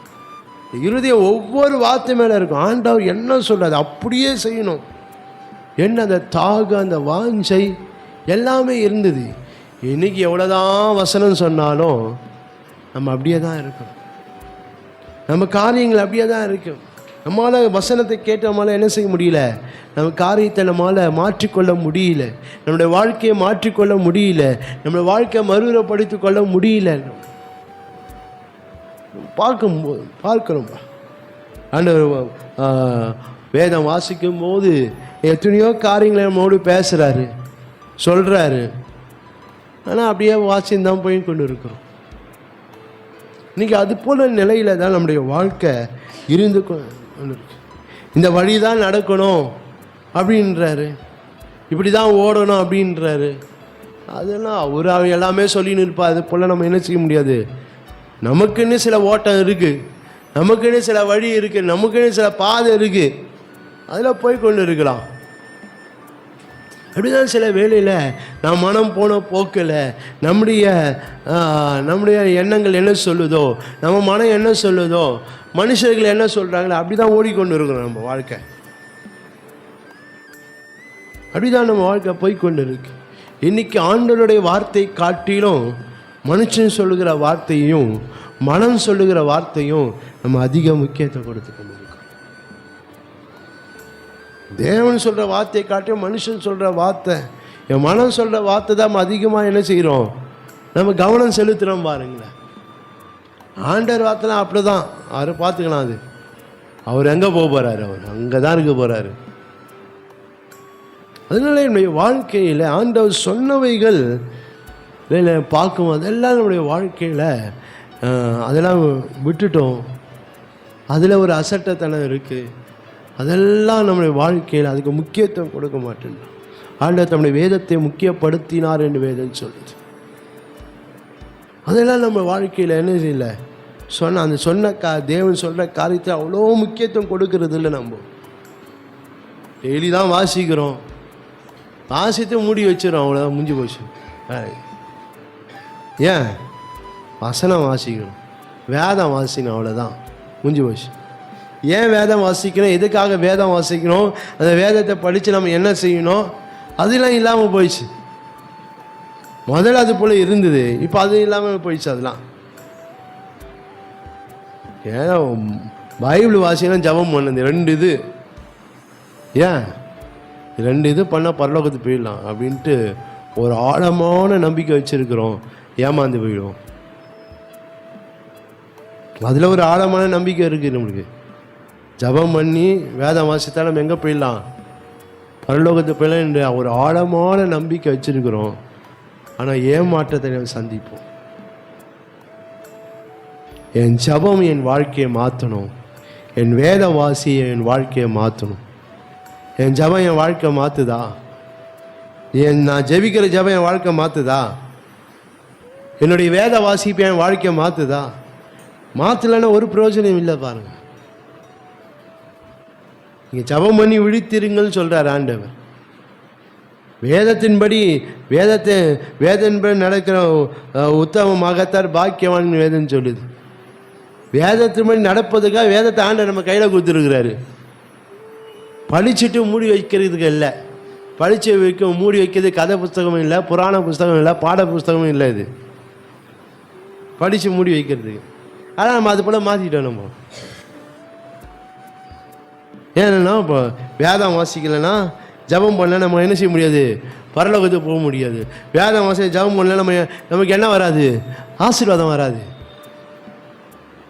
இது ரெண்டும் செய்தாக்கா ஆசீர்வாதம் கொட்டோற அப்படின்னு நினச்சின்னு இருக்கிறோம் பாருங்க. நம்ம ஆசீர்வாதம் பெற்றுக்கொள்வதுக்கு ஆண்டு இதெல்லாம் செய்யலை. அவர் மீட்பின் நாளிலே இந்த காரியம்லாம் நாம் உயர்ந்து இருக்கும்படி, மேலோங்கி இருக்கும்படி தான் கர்த்தர் இந்த காரியத்தை நமக்கு வச்சிருக்கிறார், செய்திருக்கிறார். அதனால் தேவனால் சொல்லப்பட்டவைகளுக்கு எவ்வளவு நான் முக்கியத்துவம் தருகிறேன், எவ்வளோ நான் முதலிடம் கொடுக்குறேன், அந்த காரியத்தை எவ்வளோ என் வாழ்க்கையில் நான் முக்கியப்படுத்தி கொண்டிருக்கிறேன் என்பதை நாம் ஆராய்ந்து அறிந்திருக்க வேண்டும். இல்லை என்றால் கர்த்தர் தேவனால் எனக்கு சொல்லப்பட்டவைகளை முக்கியத்துவம் கொடுக்கலன்னா நான் நிச்சயமாக நம்மால் அந்த ராஜ்யத்தில் தேவனுடைய ராஜ்யத்தில் தேவனுடைய வருகை எடுக்கிறது மிக மிக ஒரு கடினமான ஒரு காரியம். ஏன்னா நாங்கள் பார்க்கிறோம் சொல்லப்பட்டவைகள் என்னவென்றால், ஒன்று ஜீவியத்துக்குரியவைகள். நாம் ஜீவியத்துக்குரிய ஆண்டவர் சொல்லப்பட்ட காரியங்கள் என்ன? இது என்னுடைய ஜீவியத்துக்கு உண்டான காரியங்கள். நான் எப்படி வாழணும், நான் இந்த பூமியில் நான் எப்படி இருக்கணும், என் ஜீவியம் எப்படி இருக்கு, அது ஜீவியத்துக்குரிய காரியங்களை தான் ஆண்டவர் நாங்கள் சொல்லி கொண்டு இருக்கிறார். ஆண்டவர் சொல்லி வச்சிருக்கிறாரு. இன்றைக்கு நான் எப்படி வாழணும் என்ற அந்த காரியத்தின்படி நாம் இல்லை என்றால், உன் வாழ்க்கை இப்படி தான் இருக்கணும், இப்படி தான் ஜீவிக்கணும், உன் ஜீவியம் இப்படி தான் இருக்கணும் என்று ஆண்டவர் அந்த ஜீவியத்துக்குரிய காரியங்களை ஆண்டவர் சொல்லியிருக்கிறாரு, சொல்லி கொண்டு வருகிறாரு. ஆனால் அதன்படி நம்ம வாழ்க்கை நடக்கலைன்னா நம்ம ஜீவியம் எப்படி இருக்கும் பாருங்கள். இன்றைக்கு நம்முடைய உலகத்தில் பார்க்கும்போது உலகத்தில் சொல்லப்பட்ட எல்லா காரியத்தையும் நம்ம செய்து கொண்டு தான் இருக்கிறோம். ஆனால் ஆண்டவர் சொல்லப்பட்ட காரியத்தை தவிர அரசாங்கம் மூலமாக என்னென்ன சொல்லப்படுதோ எல்லாமே செய்கிறேன்ல. ஏன்னா அது ஜீவித்துக்குரியவை. அது இல்லைனாக்கா நம்மளால் என்ன செய்ய முடியாது? இந்த உலகத்தை வாழ முடியாது. பாருங்களேன், ஆதார் கார்டு போகணுன்னா போட்டுக்கிறோம் பாருங்கள், எவ்வளோ லைன் இருந்தாலும். இப்போ அது வந்து புதுசாக மாற்றணும், திருப்பி என்ன செய்ய, அதெல்லாம் அப்டேட் பண்ணணும் அப்படின்னு செய்கிறோம் பாருங்கள். பேன் கார்டு வாங்கினா வாங்குகிறோம் பாருங்கள், ரேஷன் கார்டு வேணால் இதெல்லாம் வாங்குகிறோம் பாருங்கள். அது எவ்வளோ கஷ்டமாக இருந்தாலும் சரி அதெல்லாம் வாங்குகிறோம். பேங்க் அக்கௌண்ட் ஓப்பன் பண்ணால் செய்கிறோம். ஏன்? அது ஜீவித்துக்குரியவை. அதெல்லாம் இல்லைன்னா ஒன்றுமே நமக்கு கிடைக்காது, ஒன்றுமே நமக்கு கிடைக்காது. அதுலலாம் அவ்வளோ நாட்டமாக பண்ணுறோம். ஆனால் வேத வாசனத்தை நினைச்சு இல்லை. இந்த வேத வாசனம் ஆண்டவர் சொல்லப்பட்டதை நம்மளால் செய்ய முடியலப்பா. நம்ம வாழ்க்கையில் நம்ம பார்க்கிறோம், நித்திய ஜீவனை சுதந்திரிப்பதற்கு இது ஜீவித்துக்குரிய ஒரு காரியத்தை கர்த்தர் சொல்லுங்க. இந்த பூமியில் எப்படி ஜீவிக்கணுமோ அதெல்லாம் செய்யறதுக்கு ஆயத்தமாக இருக்கிறோம். ஆனால் பரலோக ராஜ்யத்தை நம்ம சுதந்திரிப்பு என்ன ஜீவிக்கணுமோ ஆண்டவர் என்ன சொல்கிறாரோ அது ஒரு காரியத்தை கூட செய்ய மாட்டேன்றோம் பாருங்க. அது செய்வதுக்கு யோசனை பண்ணுறோம், அது செய்வதுக்கு ஜபம் வர பண்ணுறோம். இதெல்லாம் செய்யலாமா, இப்படி பண்ணலாமா? நம்ம வாழ்க்கை எப்படி மாறுது பாருங்கள். நம்ம ஆராய்ந்து பார்க்கணும் பாருங்கள். தேவனால் சொல்லப்பட்டவைகள் என் ஜீவித்துக்குரிய காய். இதன்படி நான் ஜீவித்தா, ஆண்டவர் சொன்னபடியே நான் ஜீவித்தா, நான் எங்கே போயிடுவேன்? நான் நித்திய ராஜ்யத்தை போயிடுவேன். நான் நித்திய ராஜ்யத்தை சுதந்திரிச்சிடுவேன். ஆனால் அதை செய்ய மாட்டேன்றேன். நான் அது தேவன் சொன்னபடி நான் ஜீவித்தேன்னா அவருடைய சகல நன்மைகளும், பரலோகத்தின் சகல நன்மைகளும் கர்த்தர் நமக்கு கொடுப்பாரு பாருங்க. இந்த ஜீவித்துக்குரியவைகளை என்ன செய்யலை, நம்ம செய்ய மாட்டோம் பாருங்க. இந்த பேன் கார்டு, இந்த ஆதார் கார்டு எது வரைக்கும் வரும்? இந்த பூமியோட முடிஞ்சு போகுது, அவ்வளோதான். நம்ம கண்ணை முன்னா எல்லாமே முடியும். அது நம்ம இருக்கிற வரைக்கும் தான் அதுக்கு உயிர். நம்ம போயிட்டா அதுவும் உயிர் போயிடுச்சு அதுக்கு. ஆனால் நித்தியமாக வாழ்வதற்கு கத்த ஜீவித்துக்கு சில காரியங்கள் ஆண்டவர் சொல்கிறாரு, அதை செய்ய மாட்டேன். என்னை தேடுன்னு சொல்கிறாரு, தேட மாட்டேன்றோம். என்னை தேடுன்னு சொல்ல தேட மாட்டேன்றோம் பாருங்களேன். ஜபம் பண்ணுன்னு சொல்கிறாரு, பண்ண மாட்டேன்றோம். இதெல்லாம் சில ஜீவிதி. நான் சொன்ன வழியில் நடக்க மாட்டேன். வெளிச்சத்தில் நடன்னு சொல்கிறேன், நான் இருட்டில் தான் நடப்பேன் அப்படி தான் சொல்லி கொண்டு இருக்கிறோம். வெளிச்சத்துக்கு தான் அழைக்கப்பட்டுறோம், ஆனால் எங்கே நடந்து இன்னும் இருளில் தான் நடந்து கொண்டு இருக்கிறோம். இன்னும் தேவனுக்கு பிரியமில்லாத காரியங்கள் செய்து கொண்டு இருக்கிறேன்னா நான் இன்னும் இருளில் தான் நடந்து கொண்டு இருக்கிறேன். நான் வெளிச்சத்தின் பிள்ளைகள்னு, ஆனால் என் ஜீவி எங்கே இருக்கேன்? இன்னும் இருளில் தான் இருந்து கொண்டு இருக்கேன். சொன்னதை செய்யாமல் இருக்கிறேன். அவர் காட்டின பாதையில் நடக்காமல் இருக்கிறேன். அவர் காட்டின வழியில் நடக்காமல் இருக்கிறேன். அவர் சொன்ன காரியங்களை செய்யாமல் இருக்கிறேன். நம்முடைய வாழ்க்கையில் நாம் பார்க்க தேவன் சொல்லப்பட்டவைகளை நாம் செய்ய, அது ஒன்று நம்முடைய ஜீவித்துக்குரியவைகள். ரெண்டாவது சொல்லப்பட்டவைகள் ஜீவனுக்குரியவைகள். ஜீவித்துக்கு மாத்திரமல்ல, ஜீவனுக்குரியவைகள். இது நித்திய ஜீவனுக்குரிய காரியங்களை தான் கர்த்தர் சொல்லியிருக்கிறார். இந்த பைபிளில் இருக்க வார்த்தை என்ன? இது பிரிண்டிங் மிஷினில் பிரிண்ட் அடித்த வார்த்தை இல்லை, இது ஜீவனுக்கு ஏதுவான வார்த்தைகள். ஹல்லேலூயா.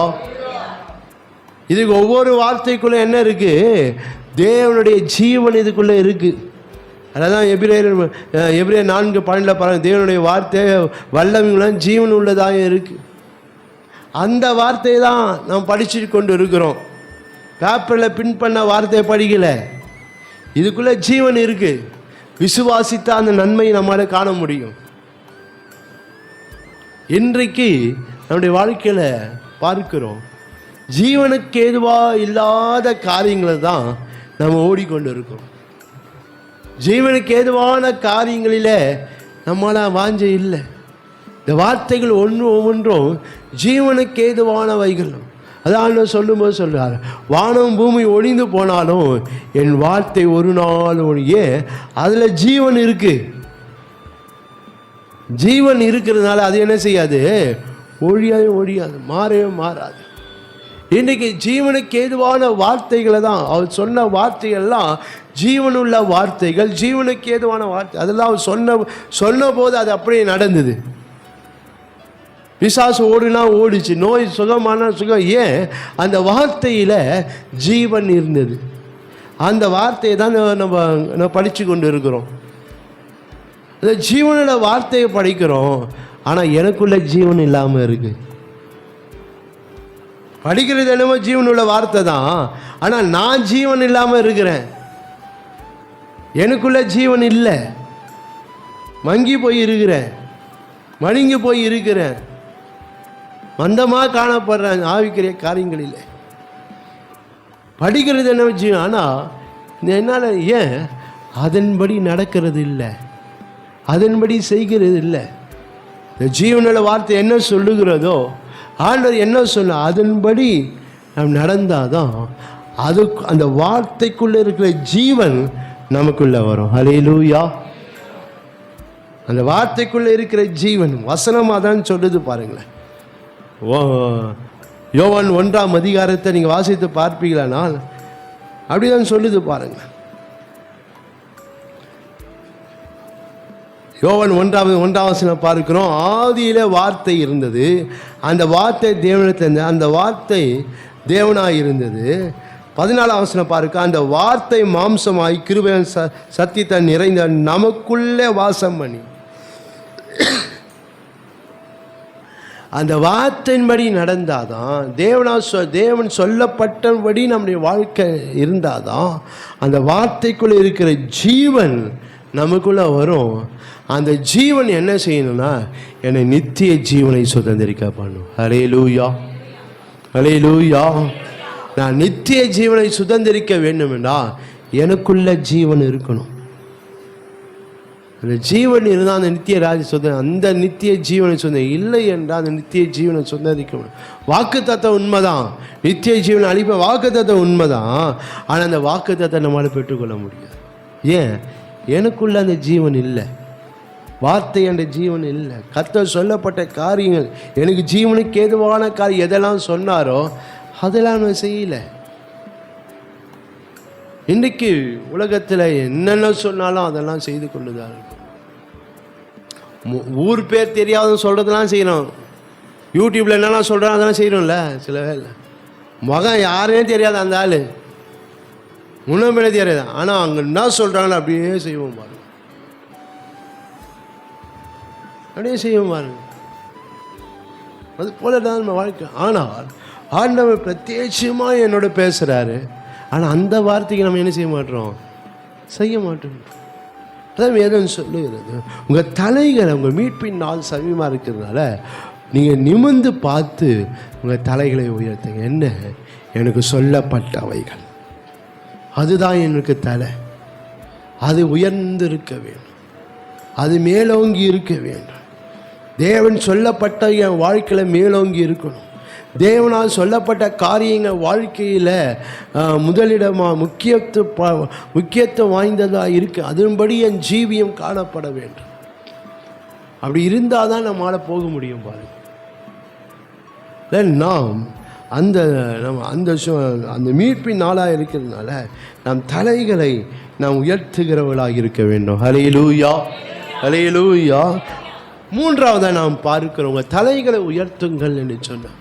உன் மீட்பின் நாள் சமீபமாக இருக்கிறதுனால நீங்கள் நிமிர்ந்து பார்த்து உங்கள் தலைகளை உயர்த்துங்கள் என்று சொன்ன. மூன்றாவது என்னன்னா, தேவனால் அனுமதிக்கப்பட்டவைகள் எதெல்லாம் தேவனால் அனுமதிக்கப்பட்டு இருக்கிறதோ அதெல்லாம் நம்முடைய வாழ்க்கையில் இருக்க வேண்டும். தேவன் அனுமதிக்காத காரியெல்லாம் நம்முடைய வாழ்க்கையில் இருக்கக்கூடாது. அநேக வேலையில் தேவன் எதை அனுமதிக்கல அதுதான் நம்ம வாழ்க்கையில் இருக்குது. எனக்கு தேவன் அருவருக்கிற காரியங்கள், தேவனுக்கு பிரியமில்லாத காரியங்கள் நம்ம வாழ்க்கையில் இருக்குது. அதெல்லாம் அனுமதி இல்லாத காரியம், தேவன் அனுமதிக்காத காரியம். என்னுடைய ரட்சிக்கப்பட்ட நம்முடைய வாழ்க்கையில் அல்லது ஆவிக்குரிய நம்முடைய வாழ்க்கையில் ஆண்டவர் சில காரியங்களை அனுமதிக்கிறாரு, சில காரியங்களை அனுமதிக்காமல் இருக்கிறார்.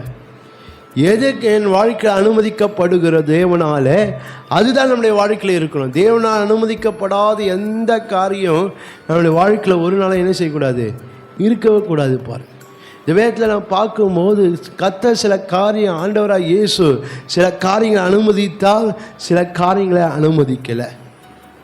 ஆனால் எதை என் வாழ்க்கையில் கர்த்தர் அனுமதித்திருக்கிறாரோ அதை நம்முடைய வாழ்க்கையில் இருக்கும்படி நாம் காணப்பட வேண்டும். தேவனால் அனுமதிக்கப்படாதவைகளாம் நம்ம இருக்கக்கூடாது. தேவன் அருவருக்கிற காரியங்கள் அதெல்லாம் தேவனால் அனுமதிக்கப்படாது. உலக காரியங்கள், பாவங்கள், இதெல்லாம் தேவனால் அனுமதிக்கப்படாத காரியம். இதெல்லாம் நம்முடைய வாழ்க்கையில் இருக்குது. அவர் என்ன அனுமதித்திருக்கிறாரோ அதை தான் நம்முடைய வாழ்க்கையில் இருக்க வேண்டும். ஹல்லேலூயா, ஹல்லேலூயா. சில காரியங்கள் பார்க்க கர்த்தர் அதை அனுமதித்தார். அந்த காரியங்கள் எது அனுமதித்தால் ஆசீர்வாதமாக இருந்தது பாருங்கள். நாம் பார்க்கிறோம், மத்தேயு மன்னிச்சுக்கலாம், மார்க் 5ஆம் அதிகாரத்தில் பார்க்கிறோம். அந்த எவரு கூப்பிட்ட உடனே அந்த காரியத்தை கற்றுக்க அனுமதி தராரு பாருங்க. என் வீட்டுக்கு வரணும்னு சொன்னால் போகிறாரு, அனுமதிக்கிறத பார்க்குறோம். அந்த 12 வருஷமாக இருக்க அந்த பெருமாளை அவரை சரீரத்தை அதுக்கு அது அனுமதி தருகிறாரு பாருங்க, அனுமதி தரு. அவர் சில இதெல்லாம் பார்க்கும்போது ஆண்டவர் சில காரியங்களை அனுமதிக்கிறத பார்க்கிறோம். மத்திய மனித மார்க்கு 10:46 பார்க்கிறோம். அந்த பர்த்திமேயை கூப்பிடும்போது அவன் சத்தத்துக்கு அனுமதிக்கிறார் ஆண்டவர். அதனால் அவன் நின்று அவனை அழைத்து வர சொல்லுகிறத பார்க்கிறோம். இப்படி வேறு சில சம்பவங்களை பார்க்கும்போது கர்த்தர் சில காரியங்களை அவர் அனுமதித்தார். அதே வேளையில் சில காரியங்களை அனுமதிக்க என்ன, பிசாசு பேசுகிற அவர் என்ன செய்யலை, அனுமதிக்கலை. பேசாமல் இவனை விட்டு வெளியே போ அப்படின்ட்டார். சில காரியங்களை என்ன செய்யல, அனுமதிக்கலை. பாருங்க, இந்த பிலாத்து சொல்லும் போது சொல்றார், உன்னை விடுதலை ஆக்க என்னால் முடியும் அப்படின்னு சொல்லும்போது அது அந்த வார்த்தை ஆண்டவர் என்ன செய்யல, அனுமதிக்கலை. அதெல்லாம் சொன்னார், பரலோகத்துலேருந்து கொடுக்கப்பட்ட உனக்கு என் மேலே உனக்கு என்ன இல்லை, அதிகாரம் இல்லை அப்படின்னு சொல்லிட்டார். சில காரியங்களை கர்த்தர் அனுமதிக்கலை. அதுபோல் நம்முடைய வாழ்க்கையில் பார்க்க அந்த கெத்செமனே தோட்டத்தில் போக வரும்போது அந்த பேதுரு என்ன செய்கிறாரு, பட்டை தேர்த்து அந்த வேலைக்காரன் காதை வெட்டுறாரு. எனக்காக என்ன செய்கிறான், வீரத்தேர காரியம் செய்கிறான். அவனை தட்டி கொடுக்கல, அந்த காரியத்தை அனுமதிக்கலை. உன் பட்டயத்தை என்ன செய்ய, போடு, உன் வரையில் போடு அப்படின்ட்டார். சில வேளையில் பார்க்கும்போது சில காரியங்களை கர்த்தர் அனுமதிக்கிறார். அதே வாழ்க்கையில் கர்த்தர் எதை அனுமதிக்கிறாரோ அது மட்டும் நம்முடைய வாழ்க்கை இருக்கணும். தேவன் அனுமதிக்காத காரியம், உலக காரியங்களை கர்த்தர் என்ன செய்கிறது இல்லை, அனுமதிக்கிறது இல்லை. ஏதுன்னு சொல்ல, உலகத்தை அது உள்ளவர்களை என்ன செய்யாதீங்க, அன்பு கூறாதிருங்கள். இன்னைக்கு அங்கே உலகத்தையும் உலக காரியத்தில் ரொம்ப நேசிக்கிறோம், பிரிய முடியல நம்மளால். எதை, செல்ஃபோன் விட்டு பிரிய முடிய மாட்டேங்குது. அப்படிதான் இருக்கணும் நம்ம வாழ்க்கை. செல்ஃபோன் விட்டு நம்மளால் பிரிய முடியல, அது நம்ம பக்கத்துலேயே இருக்கணும். அது பாருங்களேன் எப்படி இருக்கிறோம் பாருங்க. ஆனால் ஆண்டவர் விட்டு எப்பயோ பிரிஞ்சு போயிடும். ஆண்டவர் எனக்கு எவ்வளோ தூரம் இருக்குதுப்பா, செல்ஃபோன் பக்கத்துலேயே இருக்குது பாருங்க. எங்கே போனாலும் அப்படியே குட்டி எடுத்துன்னு போகிறது. பாருங்க நம்ம எப்படி இருக்கணும் பாருங்க வாழ்க்கை. தேவன் சில அனுமதிக்காத காரியம்தான் நம்ம வாழ்க்கை ரொம்ப நெருக்கமாக இருக்குது. உலகத்தை சிநேகிக்காதீங்க, உலக சிநேகம் தேவனுக்கு விரோதமான பகை வேதம் சொல்லுது. ஆனால் அங்கே பார்க்குறோம், உலகத்தை தான் ரொம்ப சிநேகிக்கிறோம், உலகத்தை ரொம்ப சிநேகிக்கிறோம். பாருங்க, இதெல்லாம் நம்முடைய வாழ்க்கையில் பார்க்கும்போது தேவன் அனுமதிக்காத காரியம்தான் நம்மளுடைய வாழ்க்கையில் நிறைய இருக்குது. ஆனால் தேவனை எதை அனுமதிச்சார் அதெல்லாம் நாம் பார்க்கணுமே. தேவனை எதை அனுமதித்தார், அவரை பின்பற்ற வர அனுமதித்தார், அவரை துதிக்கிறதுக்கு அனுமதித்தார், அவரை ஆராதிக்கிறதுக்கு அனுமதித்தார், அவர் சித்தத்தை செய்வதற்கு அனுமதித்தார், அவரோடு ஐக்கியமாக இருப்பதற்கு அனுமதித்தார், அவரோடு உறவாக இருப்பதற்கு அனுமதித்தார், அவருடைய பாடுகளை நாம் சுமப்பதற்கு அவரை அனுமதித்தார்.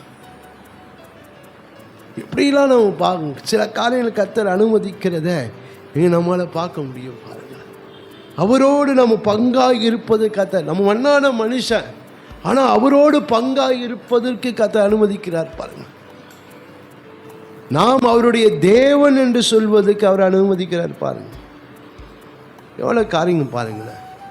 ஆனால் இப்படிப்பட்ட அனுமதிக்கிறத நான் விட்டுறோம். நம்ம பாருங்கள், தேவனை என்னை பின்பற்றி வான்னு சொல்கிறாரு, எப்படி பின்பற்றுறோம் பாருங்கள். எல்லாத்தையும் விட்டு பின்பற்றி வான்னு சொல்கிறாரு, எல்லாவற்றையும் சேர்த்து தான் பின்பற்றின்னு இருக்கிறோம். உலகத்தை, உலக காரியங்கள், நம்முடைய காரியம் எல்லாவற்றையும் வச்சுருந்தா நம்ம என்ன செய்கிறோம், கேட்டால் ஆண்டவை பின்பற்றுறோம்பா சொல்லிட்டு அவர் சொன்னார், என்னை பின்பற்ற வேற விரும்பினான்.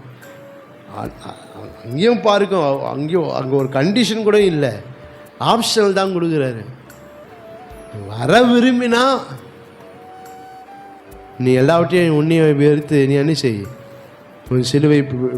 உன் சிலுவை எடுத்து என்ன பின்பற்றி வா அப்படின்னு சொல்ற. பாருங்களேன், இன்றைக்கு தேவன் சில காரியம் அனுமதிக்கிறார், அதை நம்மளால் பண்ண முடியும். இன்றைக்கி ஏதோ காரியத்தை பின்பற்றி கொண்டு இருக்கிறோம். உலக காரியங்கள், சொல்கிற காரியங்கள், மனுஷன் சொல்கிற காரியங்கள், மனுஷன் சொன்ன வழிகள் எல்லாத்தையும் பின்பற்றி கொண்டு இருக்கிறோம். ஆனால் ஆண்டவர் சொன்னதை மாத்திரம் விட்டுறோம். ஆனால் மனுஷன் சொல்கிறதெல்லாம் அப்படியே ஒரு வார்த்தை கூட தவறாமல் பின்பற்றுறோம் பாருங்கள். ஆனால் ஆண்டவர் சொன்னது தான் நம்மளால் பின்பற்ற முடியல. அவர் துதிக்கிறது, இன்னைக்கு அவர் துதிக்கிறத விரும்புகிறாரு, நம்ம துதிக்க வர மாட்டேன்றோம். இந்த மத்தேயு 21ஆம் அதிகாரம் நினைக்கிறேன் பார்க்கிறோம். அந்த அவர் எருசலேமுக்கு அந்த பவனி வரும்போது எல்லாரும் கத்துறாங்க, எல்லாரும் துதிக்கிறாங்க, ஓசனா ஓசனன். இதை பார்த்த அந்த பரிசேயர் சதுசேயர்லாம் அவங்க சத்தம் போடுறாங்க, அதை நீங்கள் அடக்க மாட்டீங்களா? அது சொல்ல, பாலகிற வாயில் என் துதி உண்டாக்கும்படி இருக்கிறது இங்கே வாசிக்கலையா? அப்போ ஜனங்கள் அவரை துதிக்கிறது என்ன செய்யலை, தடுக்கலை, அதை அனுமதித்தா.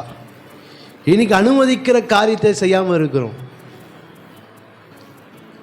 நேரத்தோடு சர்ச்சுக்கு வந்து பாட்டு பாடி கத்தரை துதிச்சு ஆராதிங்க அப்படின்னு சொல்லி கேட்க மாட்டோம் பாருங்க. தேவன் அனுமதிக்காத செய்ய மாட்டோம் பாருங்க. ஆனால் யோவான் 4ஆம் அதிகாரத்தில் சொல்றாரு, பிதாவை எங்கும் தொழுது கொள்ளுகிற வாழவன் பிதாவை தொழுக ஆவியோடு உண்மையோடு தொழுது கொள்ளக்கூட. ஆண்டவரை தொழுது கொள்ள வரமாட்டேன்றோம், ஆண்டவர் ஆராதிக்க வரமாட்டேன்றோம், சில வேளை ஆலயத்துக்கே வரமாட்டேன்றோம். இதெல்லாம் தேவன் நமக்கு அனுமதித்த ஒரு காரியங்கள். ஆனால் அது நம்ம வாழ்க்கையில் செய்யாமல் போகிறோம் பாருங்க. எதை அனுமதிக்கலையோ அதை தான் செய்கிறோம். எதை செய்யக்கூடாதுன்னு சொல்கிறாரோ அதை தான் செய்து கொண்டு இருக்கிறோம் வாழ்க்கையில். அதே நம்ம எப்படி இருக்கோம், அவர் சித்தத்தை செய்யணும், என் சித்தத்தை செய்யணுன்றாரு, அவர் சித்தத்தெல்லாம் செய்ய மாட்டேன்றோம். என் விருப்பம், என் சித்தம், என்னோடய விருப்பம் எதுக்கு அது மட்டும் தான் நான் செய்வேன். அப்படி தான் நம்ம இருக்கிறோம் பாருங்க. தேவ சித்தம் நம்ம செய்கிறவர்களாக இருக்க வேண்டும். தேவன் இதெல்லாம் தேவனால் அனுமதிக்கப்பட்ட ஒரு காரியம், அவரோடு ஐக்கியமாக இருப்பதற்கு அனுமதித்திருக்கிறார். இன்றைக்கு நம்மளே வந்து பாருங்களேன், ஒரு அழுக்கான மனுஷனை நம்மோடு சேர்த்துப்போமா? கொலைக்காரனை சேர்த்துப்போமா? ஆனால் நம்ம சேர்த்து வச்சுக்கிறாரு பாருங்க. பாவி பவுல் சொன்னது, பாவிலும் பிரதான பாவியாக இருந்தோம், ஆனால் அவரோடு ஐக்கியமாக இருக்கும்படி அவர் சேர்த்து கொண்டார். அதை அனுமதிச்சிருக்காரு பாருங்களேன். ஆனால் அது நம்ம அசட்டையாக எண்ணிக்கொண்டு இருக்கோம். கர்த்தரோடு ஐக்கியமாக இருப்பது அசட்டையாக எண்ணிக்கொண்டு இருக்கோம். உலகத்தோடு ஐக்கியமாக உலக ஜனத்தோடு ஐக்கியமாக இருப்பது நமக்கு சந்தோஷமாக இருக்கு. ஆனால் இப்படி இருந்தாலும் அவரோடு ஐக்கியமாக இருப்பதுக்கு அனுமதிச்சிருக்கிறாரு, அது செய்ய மாட்டேன்றமே. அவரோடு உறவாக இருப்பதற்கு நம்மை அனுமதித்திருக்கிறார். அவர் ஜீவனுள்ள தேவன், சாவாமையுள்ள தேவன், நம் மண்ணான மனுஷன், ஆனால் அவரோடு ஒரு நல்ல உறவு. அவர் வானத்துக்குரியவன், நான் பூமிக்குரியவன் நம்ம. ஆனால் அவரோடு உறவு ஏற்படும்படி அவர் அனுமதிச்சிருக்கிறார். இன்னைக்கு அது போல இல்லைப்பா. இன்றைக்கி உலகத்தில் ஒரு பெரிய ஆளுடைய உறவு கட்சாக்கா நம்ம எவ்வளோ சந்தோஷம் பாருங்கப்பா, அவரோட உறவு கட்சிதுப்பா. அதை அப்படியே அந்த உறவை எப்படி கொண்டாடுவோம் பாருங்க. நம்மளாம் ஒன்றுமே இல்லை, அவர்கிட்ட ஒரு நல்ல ஒரு ஐக்கியம் கட்சி, அவர்கிட்ட ஒரு நல்ல ஃப்ரெண்ட்ஷிப் கட்சிதுப்பா. நம்ம என்ன புண்ணியம் செய்தோமோ தெரியல அப்படிலாம் நானும் சொல்லுவோம் பாருங்களேன். ஆனால் ஆண்டவருக்கு ஒரு உறவு நமக்கு வந்திருக்கு, அதை குறித்த ஒரு சந்தோஷம், ஒரு மகிழ்ச்சி நமக்கு இல்லை. நம்ம எப்படிதான் இருக்கு, ஆண்டவர் அனுமதித்தவைகளிலே நம்ம வாழ்க்கையில் இதெல்லாம் ஆண்ட அனுமதி என்ன, அது நம்முடைய ஆவிக்குரியவர்கள் நமக்கு ஆண்டவர் ஒரு தலையாய் வைச்சிருக்கிறார். அது இருக்கணும் நம்முடைய வாழ்க்கை. அவர் பாடுகளை சகிப்பதற்கு, அவரோடு பாடுகளை சகிப்பதற்கு ஆண்டவர் அனுமதித்திருக்கிறார். எனக்கு பாடலாம் வேணாம், உபத்திரலாம் வேணாம். அவர்கிட்ட வந்தால் நமக்கு என்னதான் வரும்? சில பிரச்சனை வரும், சில போராட்டம் வரும். எதுக்கு? நீங்கள் அங்கேயே இருங்க, நான் இங்கே இருக்கிறேன். அப்படிதான் நம்ம வாழ்க்கை இருந்து கொண்டு இருக்கு. அப்பப்போ பாய்ஸ் ஹாய் அப்படின்னு சொல்லிட்டு போயிடுறோம். ரசிக்கப்படமுன்னா செய்வோம் பாருங்க. ரோட்டில் போகும்போது அப்படியே எங்கெங்கே கோயில் வருது அப்படி என்ன செய்வோம், அப்படியே வருது. அதே போல் தான் போயின்னு இருக்கிறோம். அப்பப்போ ஹாய் சொல்லிடுறான். சபைக்கு போய் தலை வந்து ஹாய் நான் இருக்கிற ஆண்டவரே அப்படின்னு சொல்லிட்டு போயிடுறோம் பாருங்களேன். இன்னைக்கு ஆண்டவரோடு ஒரு நெருங்கின ஒரு காரியங்கள் நம்முடைய வாழ்க்கையில் இல்லை. அவரோடு நெருங்குவதற்கு தான் அவர் நம்முடைய ரத்தத்தை சிந்தி அவர் பார்க்கிறோம் கிருபாசனத்துக்கு போகிற வழியை திறந்து வச்சிருக்கிறார். ஆனால் நம்ம தான் வரமாட்டோன்றோம். பழைய ஏற்பாட்டில் காலத்தில் இருந்தாக்கா நான் ஒருவராக எங்கே வர முடியாது, ஆலயத்துக்குள்ளே வரும், எல்லாம் வெளியே தான் நிற்கணும். வெளியே கூட நிற்போமா தெரியாது. ஆனால் அவர் ரத்தம் சிந்தி அவர் மகா பரிசுத்த ஸ்தலத்துக்கு போகிற வழியை, புதிய மார்க்கத்தை உண்டு பண்ணினதான் ஆலயத்துக்குள்ளே இருக்கிறோம். ஆண்டவரை நேரடியாக நம்ம ஜெபம் பண்ணுறோம். இல்லைன்னா ஒன்றுமே ஆகாது பாருங்க. தேவன் இவ்வளோ காரியத்தை செய்திருக்கிறார், இதெல்லாம் அனுமதித்திருக்கிறாரு. ஆனால் நம்ம அனுமதித்தவைகளிலே நம்ம வாழ்க்கை காணப்படாமல் இருக்கு. ஆனால் மிகவும் நம்ம ஜாக்கிரதையா, எனக்கு தலையாய் வைக்கப்பட்டிருக்க காரியங்களிலே நம்ம எப்போதும் காணப்படும். இந்த அனுமதிக்கப்பட்ட காரியம் எப்போதும் நம்முடைய வாழ்க்கையில் உயர்ந்திருக்க வேண்டும், எப்போது அது மேலோங்கி இருக்க வேண்டும். நாட்கள் உங்கள் மீட்பினால் சமீபமாக இருக்க நீங்கள் உற்று பார்த்து உங்கள் தலையை உயர்த்துங்க. கர்த்தர் அனுமதிக்கப்பட்ட காரியங்க என் வாழ்க்கையில் மேலோங்கி இருக்க வேண்டும். அது மேலே பிடிக்கணும், நம்ம தூக்கி பிடிக்கணும். இதுதான் என் வாழ்க்கை, கர்த்தர் அனுமதித்தது தான் என் வாழ்க்கை, தூக்கி பிடிக்கணும். நம்ம இன்னைக்கு எதை நான் தூக்கி பிடிச்சி கொண்டு இருக்கிறேன்? கர்த்தர் அனுமதித்ததையா, கர்த்தர் அனுமதிக்காத காரியத்தையா நான் தூக்கி பிடிச்சுன்னு இருக்கிறேன் என்று நாம் பார்க்க வேண்டும். அதை நம்ம வாழ்க்கையை நாம் பார்க்க. இந்த தேவனால் இந்த அனுமதிக்கப்பட்டவைகள் என்னவென்றால் இது அலங்காரத்துக்குரியவைகள். என் வாழ்க்கை அலங்காரமாக இருப்பதற்கு அலங்காரம் வந்தாதான் இந்த மணவாளை நம்ம ஏற்றுக்கொள்வார் பாருங்க. மணவாட்டிக்குரிய அலங்காரம் இருக்கணும். இல்லை எல்லாம் ஏற்றுக்கொள்ள மாட்டாங்க.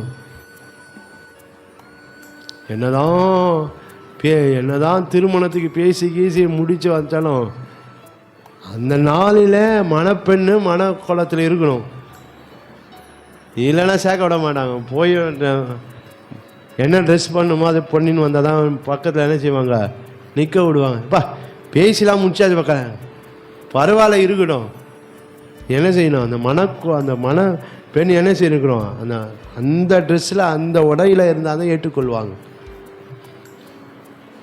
அதே போல் நம்முடைய வாழ்க்கை அந்த அலங்காரம் இருந்தால் தான் ஆண்டவர் ஏற்றுக்கொள்வார். அனுமதிக்கப்பட்ட அந்த பட்டவைகள் என்ன, அது நம்ம ஆவிக்குரிய வாழ்க்கைக்கு நமக்கு அது அலங்காரத்துக்குரியவைகள். இன்னைக்கு அலங்காரத்துக்குரியவர்கள் இருக்காங்க. இன்னைக்கு உலகப்புற காரியம் எப்படி அலங்காரம் அப்படிலாம் போய்கொண்டு இருக்கு பாருங்க. அதெல்லாம் போய்கொண்டு இருக்கு. அலங்காரத்துக்குரிய காரியங்கள் உலகப்புறம் என்னென்ன செய்யுமோ அதெல்லாம் நல்லா இருக்கு. ஆனால் ஆவிக்குரிய காரியங்கள் எது நமக்கு அலங்காரத்துக்குரியவா இருக்கோ அது செய்ய மாட்டேன். பூமிக்குரிய காரியங்கள் அலங்காரமாக இருக்கிறோம், ஆவிக்குரிய காரியத்தை அலங்காரம் இல்லாமல் இருக்கிறோம் பாருங்க. எப்படி பாருங்க. அதே எனக்கு அலங்காரத்துக்குரியவைகளை நம்ம இருக்கணும், அலங்காரப்படுத்த வேணும். மனவாட்டி தன்னை அலங்கரித்து கொண்டு ஆயத்தமாக என்று சொல்லி அந்த வேத வசனங்களிலே நம்மளால் பார்க்க முடியும் பாருங்கள். அதே நம்ம பார்க்கணும். நம்ம அந்த அலங்காரத்துக்குரிய காரியங்கள் இருந்தால் தான் நம்முடைய வாழ்க்கை தேவனுடைய வருகை வரும்போது நம்ம எடுத்துக்கொள்ளப்பட முடியும் பாருங்கள். இல்லை என்றால் நம்மளால் அதை எடுத்துக்கொள்ளப்பட முடியாது பாருங்கள். இந்த அலங்காரத்துக்குரியவைகளை நம்ம இருக்கணுங்க. வெளிப்படுத்த 19ஆம் அதிகாரம் 7ஆம் வசனத்தை பார்க்கிறோம். ஆட்டுக்குட்டியான ஒரு கல்யாணம் வந்தது, அவளுடைய மனைவி தன்னை ஆயத்தம்மன். நீங்கள் அனுமதிக்கப்பட்டவைகள் நமக்கு அலங்காரத்துக்குரியவைகள். நம்ம அது போல் நம்ம அலங்காரத்துக்குரியவைகளை நாம் செய்கிறோமா என்று நாம் பார்க்க போகிறோம். நம்ம அலங்காரத்துக்குரியவைகளாய் நாம் மாற வேண்டும். அது மாத்திரமில்லை, இந்த அனுமதிக்கப்பட்ட என்னவென்றால் அது ஆசீர்வாதத்துக்குரியவைகள். நம்ம ஆண்டவர் ஆசீர்வதிக்கணும். நம்ம என்னதான் பண்ண ஆண்டவருடைய ஆசீர்வாதம் இல்லைன்னா நம்ம வாழ்க்கை முட்டை தான். கர்த்தர் நம்மை ஆசீர்வதிக்கணும். ஆசீர்வதிக்கிற மாதிரி நம்ம வாழ்க்கை இருக்கணும். ஆண்டவர் எல்லாவற்றையும் ஆண்டவர் ஆசீர்வதிக்க மாட்டார். அது நம்ம ஒன்று நல்லா புரிஞ்சுக்கணும். அவர் எல்லாத்தையும் ஆசீர்வதிச்சிடுவாரு என்று. ஆசீர்வதிக்கிற மாதிரி இருந்தால் தான் ஆசீர்வதிப்பார், இல்லை ஆசீர்வதிக்க மாட்டார். என் வாழ்க்கை ஆசீர்வாதமாக இருந்தால் தான் ஆசீர்வதிப்பார். ஆசீர்வதிக்கிற மாதிரி என் வாழ்க்கை இருந்தால் தான் அவர் ஆசீர்வதிப்பார், இல்லைன்னா ஆசீர்வதிக்க மாட்டார் அவர். நாம் பார்க்க வேண்டும். இது அனுமதிக்கப்பட்ட என்னன்னா, இது ஆசீர்வாதக்குரிய காரியங்கள். எனக்கு ஆசீர்வதிக்கப்படக்கூடிய காரியங்கள்.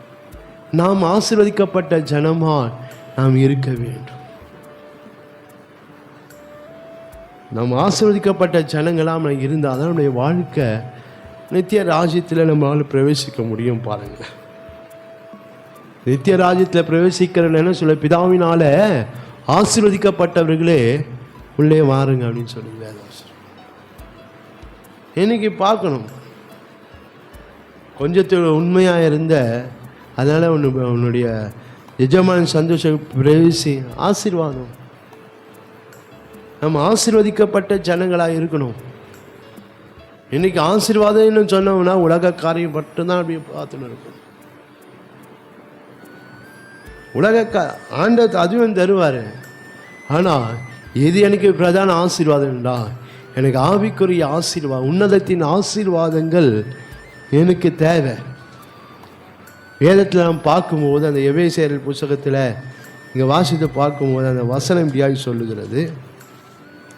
எபேசியர் 1ஆம் அதிகாரம் 3ஆம் வசனத்தில், நம்முடைய கர்த்தராகிய இயேசு கிறிஸ்துவின் பிதாவாகிய தேவனுக்கு ஸ்தோத்திரம், அவர் கிறிஸ்துவுக்குள் உன்னதங்களில் ஆவிக்குரிய சகல ஆசீர்வாதங்களில் நம்மை ஆசீர்வதித்திருக்கிறார். ஆவிக்குரிய ஆசீர்வாதத்தினால நம்ம ஆசீர்வதிக்கப்பட்ட ஜனங்களாக இருக்கணும். பூமிக்குரிய ஆசீர்வாதம் பூமியோட போயிட போகுது. அதெல்லாம் பூமிக்குரிய பெற்ற என்னென்ன ஆசீர்வாதம் பூமிக்குரிய மட்டும்தான். ஆனால் அந்த பூமியிலான ஆவிக்குரிய ஆசீர்வாதங்களை பெறுவேனால் அது எனக்கு நித்திய ஜீவன் வரைக்கும் வரும். இன்னைக்கு என்ன ஆசீர்வாதத்தை நான் தேடிக்கொண்டு இருக்கிறேன்? இன்னைக்கு அழிந்து போகிற ஆசீர்வாதங்களை தான் அலைந்து தேடிக்கொண்டு இருக்கிறோம். அழியாத நித்தியமாக இருக்கிற ஆசீர்வாதத்தை தேடுவதற்கு நமக்கு மனம் வரல. அழிந்து போகிற இந்த உலகத்திலே இவ்வளோ ஆசீர்வாதம் தேவைன்னா, அழியாத உலகத்தில் எவ்வளோ ஆசீர்வாதம் இருக்குது, அதுக்கு நாம் என்ன செய்து கொண்டு இருக்கோம்? அழிந்து போகிற உலகத்தில் வாழ்வதற்கு இவ்வளோ வேலை செய்து கொண்டு இருக்கிறோம். நைட்டு பகலாக உழைக்கிறோம் பாருங்கள். கணவராகி நீங்கள் ஒரு பக்கம் உழைக்கிறீங்க, மனைவியாக ஒரு பக்கம் உழைக்கிறாங்க. இது இருக்கு. ஆனால் இதில் என்ன, இதில் அழிந்து போகிற உலகத்தில் செய்து கொண்டு இருக்கிறோம். அழிந்து போகிற உலகத்தில் இவ்வளோ தேவைகள் இருக்குன்னா, அந்த அழியாத உலகத்தை எவ்வளோ தேவை, அதுக்கு நாம் என்ன செய்து கொண்டு இருக்கிறோம்? அதற்காக தான் ஆண்டவர் சில காரியங்களை நம்ம வாழ்க்கையில் அனுமதித்து இருக்கிறார். அந்த அனுமதிக்கப்பட்டவைகளிலே நம்முடைய வாழ்க்கை இருக்க வேண்டும். ஏனென்றால் அது நம்முடைய ஆசீர்வாதத்துக்குரியவர்களாக கர்த்தர் வச்சிருக்கிறார். அலங்காரத்துக்குரியவங்க அது ஆசீர்வாதத்துக்குரியவர்களாக இந்த பூமியில் நாம் தேவன் அந்த ஆவிக்குரிய ஆசீர்வாதத்தோடு நம்ம காணப்படணும். இன்றைக்கி நான் ஆவிக்குரிய ஆசீர்வாதத்தை நான் பெற்றிருக்கிறேனா என்று நாம் பார்க்க வேண்டும். ஆவிக்குரிய ஆசீர்வாதம் என்ன? ஆவிக்குரிய வாழ்க்கையில் ஒரு வளர்ச்சி, ஒரு பெருக்கம், ஒரு முன்னேற்றம், இதெல்லாம் ஆவிக்குரிய ஒரு வாழ்க்கையில் வருகிற ஆசீர்வாதங்கள். நீங்கள் ஆவிக்குரிய வாழ்க்கையில் எவ்வளோ வளர்ந்து இருக்கிறேன், எவ்வளோ பெருகி இருக்கிறேன், எவ்வளோ முன்னேறி இருக்கிறேன், எவ்வளோ வேறு உண்டி இருக்கிறேன் பார்க்கணும். இன்றைக்கி அது போல நம்முடைய வாழ்க்கையில் இல்லாமல் இருக்கு. இல்லை, மீட்பின் நாள் சமீபமாக இருக்கிறதுனால நாம் என்ன செய்ய வேண்டுமா? நாம் தலைகளை உயர்த்த வேண்டும். நாம் செபிக்க போகிறோம், டைம் ஆகிடுச்சு, நாம் ஜெபம் பண்ண போகிறோம். நாம் தலையை உயர்த்த வேண்டும். என்ன? எனக்கு கொடுக்கப்பட்டவைகள், எனக்கு சொல்லப்பட்டவைகள், எனக்கு அனுமதிக்கப்பட்டவைகள், எனக்கு சிறப்படுத்தப்பட்டவைகள், அது மற்ற எனக்கு வெளிப்படுத்தப்பட்டவைகள். வெளிப்படுத்தப்பட்டிருக்கு எனக்கு. என்ன? ஆண்டவர் சீக்கிரம் வரப்போறாரு. நித்திய ஜீவன் இருக்கு, நித்திய ஆக்கினை இருக்கு, நித்திய நரகம் இருக்கு. நான் எப்படி வாழ்ந்தா நான் நித்திய ஜீவனுக்கு போவேன், எப்படி வாழ்ந்தா நான் நித்திய நரகத்துக்கு வெளிப்படுத்தப்பட்டிருக்கு. செய்ய மாட்டேன்றோம். வெளிப்படுத்து எல்லாம் தெரியுது. இயேசு சீக்கிரம் வர போறா தெரியுது. இயேசு காட்டின வழியில் நடந்தா நான் நித்திய ஜீவனுக்கு போவேன், அப்படி இல்லைனா நித்திய நரகத்துக்கு தான் போவேன். பாவம் செய்தா, தேவனுக்கு பிரியமில்லாத காரியம் செய்தா, தேவனுக்கு விருப்பம் இல்லாத காரியம் செய்தா நான் நித்திய நரகத்துக்கு போவேன். எல்லாம் வெளிப்படுத்தப்பட்டிருக்கு, ஆனாலும் செய்ய மாட்டேன். வெளிப்படுத்தப்பட்டவைகள் எனக்கு தலையாய் வைத்திருக்கிறார். எனக்கு என்ன வெளிப்படுத்தப்பட்டிருக்கோ அதன்படி நம் ஜீவியம் காணப்பட வேண்டும், அதன்படி நம்ம வாழ்க்கை காணப்பட வேண்டும். அதன்படி நம்ம வாழ்க்கை இருந்தால் தான் நம்ம நித்திய ஜீவனை பிரவேசிக்கும். நான் கண்களை மூடி நான் ஜெபம் பண்ண போகிறோம். ஹல்லேலூயா. இவைகள் சம்பவிக்கல் தொடங்கும் போது உங்கள் மீட்பின் நாள் சமீபமாக இருக்கிறதுனால உங்கள் தலைகளை உற்று பார்த்து உங்கள் தலைகளை உயர்த்துங்கள். என் ஆவிக்குரிய ஆண்டவருடைய வருகை சீக்கிரமாக இருக்கிறதுனால என் தலையை நான் உயர்த்த வேண்டும். என்ன? எனக்கு தேவனால் கொடுக்கப்பட்டவை, தேவனால் சொல்லப்பட்டவைகள், தேவனால் அனுமதிக்கப்பட்டவைகள், தேவனால் சிறப்பட்டப்பட்டவைகள், தேவனால் வெளிப்படுத்தப்பட்டவைகள் எனக்கு தலையாக இருக்கு. இது என் வாழ்க்கையில் உயர்ந்திருக்க வேண்டும், இது என் வாழ்க்கையில் மேலோங்கி இருக்க வேண்டும். ரீவாஷாலா தோராபாதியா ரீமாலா தூராமாலா ஷபாரா தூராபா கபாரா தூராபா. இது என் வாழ்க்கை, இதெல்லாம் என் வாழ்க்கையில் முதலிடமாய் காணப்பட வேண்டும். ரீபாஷா, இந்த தலை இல்லை என்றால், இப்படிப்பட்ட காரியங்கள் இல்லை என்றால் என் ஆவிக்குரிய ஜீவியம் ஒன்றுமில்லாமல் போயிடும், ஒன்றில்லாமல் போயிடும். இன்னொரு லோக்கல் தமிழில் சொல்லணும்னா என் வாழ்க்கை சூனியமாக மாறிடும். என் வாழ்க்கையில் அந்த ஆவிக்குரிய ஜீவத்துக்கு கர்த்தர் எல்லாம் எதெல்லாம் அது இல்லை என்றால் என் வாழ்க்கையே சூனியமாக மாறிடும். அவ்வளோதான். அதனால் மிகவும் ஜாக்கிரதையாக கர்த்தர் எதெல்லாம் எனக்கு தலையாக ஏற்படி வைச்சிரு, அதில் அந்த தலையை, இந்த காரியங்களை நாம் உயர்த்தி பிடிக்கிறவர்களாய், என் வாழ்க்கையில் மேலோங்கி இருக்கத்தக்கதாய், அதை நாம் உயர்ந்திருக்கத்தக்கதாய் என் வாழ்க்கையில் நாம் காணப்பட வேண்டும். ரபா ஷபா ரபா ஓராபாலா துராமாலா ஷாந்தா ராபா கார். ஆண்டவரே, அதற்கு என்னை அர்ப்பணிக்கிறேன். ஆண்டவரே, ரீபாலா துராபா ஷாந்தா என்னை அர்ப்பணிக்கிறேன், என்னை ஒப்பு கொடுக்கிறேன். ஆண்டவரே, ரீபாலா, இந்த நாளிலே என்னோடு நீங்கள் பேசியிருக்கிறீங்க. ஆண்டவரே, இந்த வார்த்தைக்கு என்ன ஆண்டவரே நான் என்னை ஒப்பு கொடுக்கிறேன் ஆண்டவரே என்று சொல்லி நீங்கள் ஒப்பு கொடுத்து நீங்கள் ஜெபம் பண்ணுங்க. ஹல்லேலூயா. ராபா ஷபாலா தோரா ஓராபாலா தோராமா ஷபாக்காவா. ஆனால் ஒன்று, நீங்கள் தெளிவாக இருந்து கொள்ளுங்க, உங்கள் தலை உயர்த்தப்பட வேண்டும். இந்த காரியங்கள் உங்கள் வாழ்க்கையில் உயர்ந்திருக்க வேண்டும். உங்கள் வாழ்க்கை இந்த காரியங்கள் மேலோங்கி இருக்க வேண்டும். இந்த காரியத்தை நீங்கள் வாழ்க்கையில் நீங்கள் தூக்கி பிடிக்கணும். நீங்கள் இதெல்லாம் நீங்கள் விட்டுட்டீங்கனாக்கா நித்திய ராஜ்யத்தில் பிரவேசிப்பது, நித்திய ஜீவனை பிரவேசிப்பது கேள்விக்குறியாய் மாறிவிடும். ரபா ஷாலா தூராபா காபா, காலம் தாமதம் படுத்தாதே. ரீபாலா தூராபா. சில பேர் வாழ்க்கையில் சில காரியங்களை நீங்கள் தாமதப்படுத்தி கொண்டு இருக்கிறீங்க. கர்த்தர் சொன்ன காரியங்கள், சொல்லப்பட்ட காரியங்கள் தாமதம் படித்து கொண்டு இருக்கிறீங்க. ரீவாலா தூராபா ஷாபா, அதை அசட்டை பண்ணி கொண்டு இருக்கிறீங்க. ரீமாலா தூரா, அதை குறித்த ஒரு விழிப்பு இல்லாமல் இருக்கிறீங்க. ரீபாலா தூரா பாலா ஷாதாராபா. ஆனால் கர்த்தர் சொல்கிறாரு, இன்றைக்கு இந்த நாள் அவனுக்கு கிருபையாக நான் தந்திருக்கிறேன். ரீபா ஷாபாராபா, நீ மனம் திரும்ப வேண்டிய ஒரு நாள், நீ மனம் பொருந்த வேண்டிய ஒரு நாள். ராபா ஷாலா தூராபா, நீ மாற வேண்டிய ஒரு நாள், நீ மறுரூபப்பட வேண்டிய ஒரு நாள் இது. ரீபாலா தூராபா ஷபாராபா கபாதி அந்தார ரிகந்தரா தூராபாலா ஷபாராபா. காலம் தாழ்த்தாதே, காலம் தாழ்த்தாதே. ரீபா, காலத்தை பிரயோஜனப்படுத்திக் கொள். நான் தருகிற நேரத்தை, சமயத்தை, காலத்தை, நாட்களை பிரயோஜனப்படுத்திக் கொள். ரீமாலா தாராபா கபாராபாலா தூராபா ஷாலா தாராபாலா தாராபாராபா. ஆண்டவரே, உம்மை நன்றியோடு நாங்கள் உம்மை ஸ்தோத்தரிக்கிறோம், துதிக்கிறோம். ஆண்டவரே, எங்களை அண்டவரை தாழ்த்தி எங்களை ஒப்பு கொடுக்குறோம்ப்பா. ஒருவேளை எங்கள் வாழ்க்கையில் இது வரைக்கும் நாங்கள் அப்படி இல்லாமல் இருந்திருப்போம். கர்த்தர் தயவாய் மன்னித்து இந்த நாளில் எங்களோடு பேசுகிற வார்த்தையின்படி எங்கள் தலை எப்போது உயர்ந்திருக்கத்தக்கதா, இந்த காரியங்கள் எப்போது எங்கள் வாழ்க்கையில் மேலோங்கி இருக்கத்தக்கதா, எப்போது இந்த காரியங்கள் வாழ்க்கையில் ஆண்டவரே உயர்ந்திருக்கத்தக்கதா, எப்போது அதை நாங்கள் ஆண்டவரே நாங்கள் மேலே தூக்கி பிடித்திருக்கிறவர்களாய் ஆண்டவரே கர்த்தர் எங்களை மாற்றுங்க.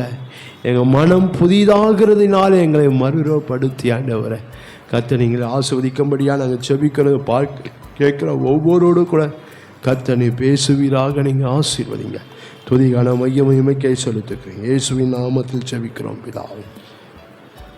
ஆமென், ஆமென், ஆமென்.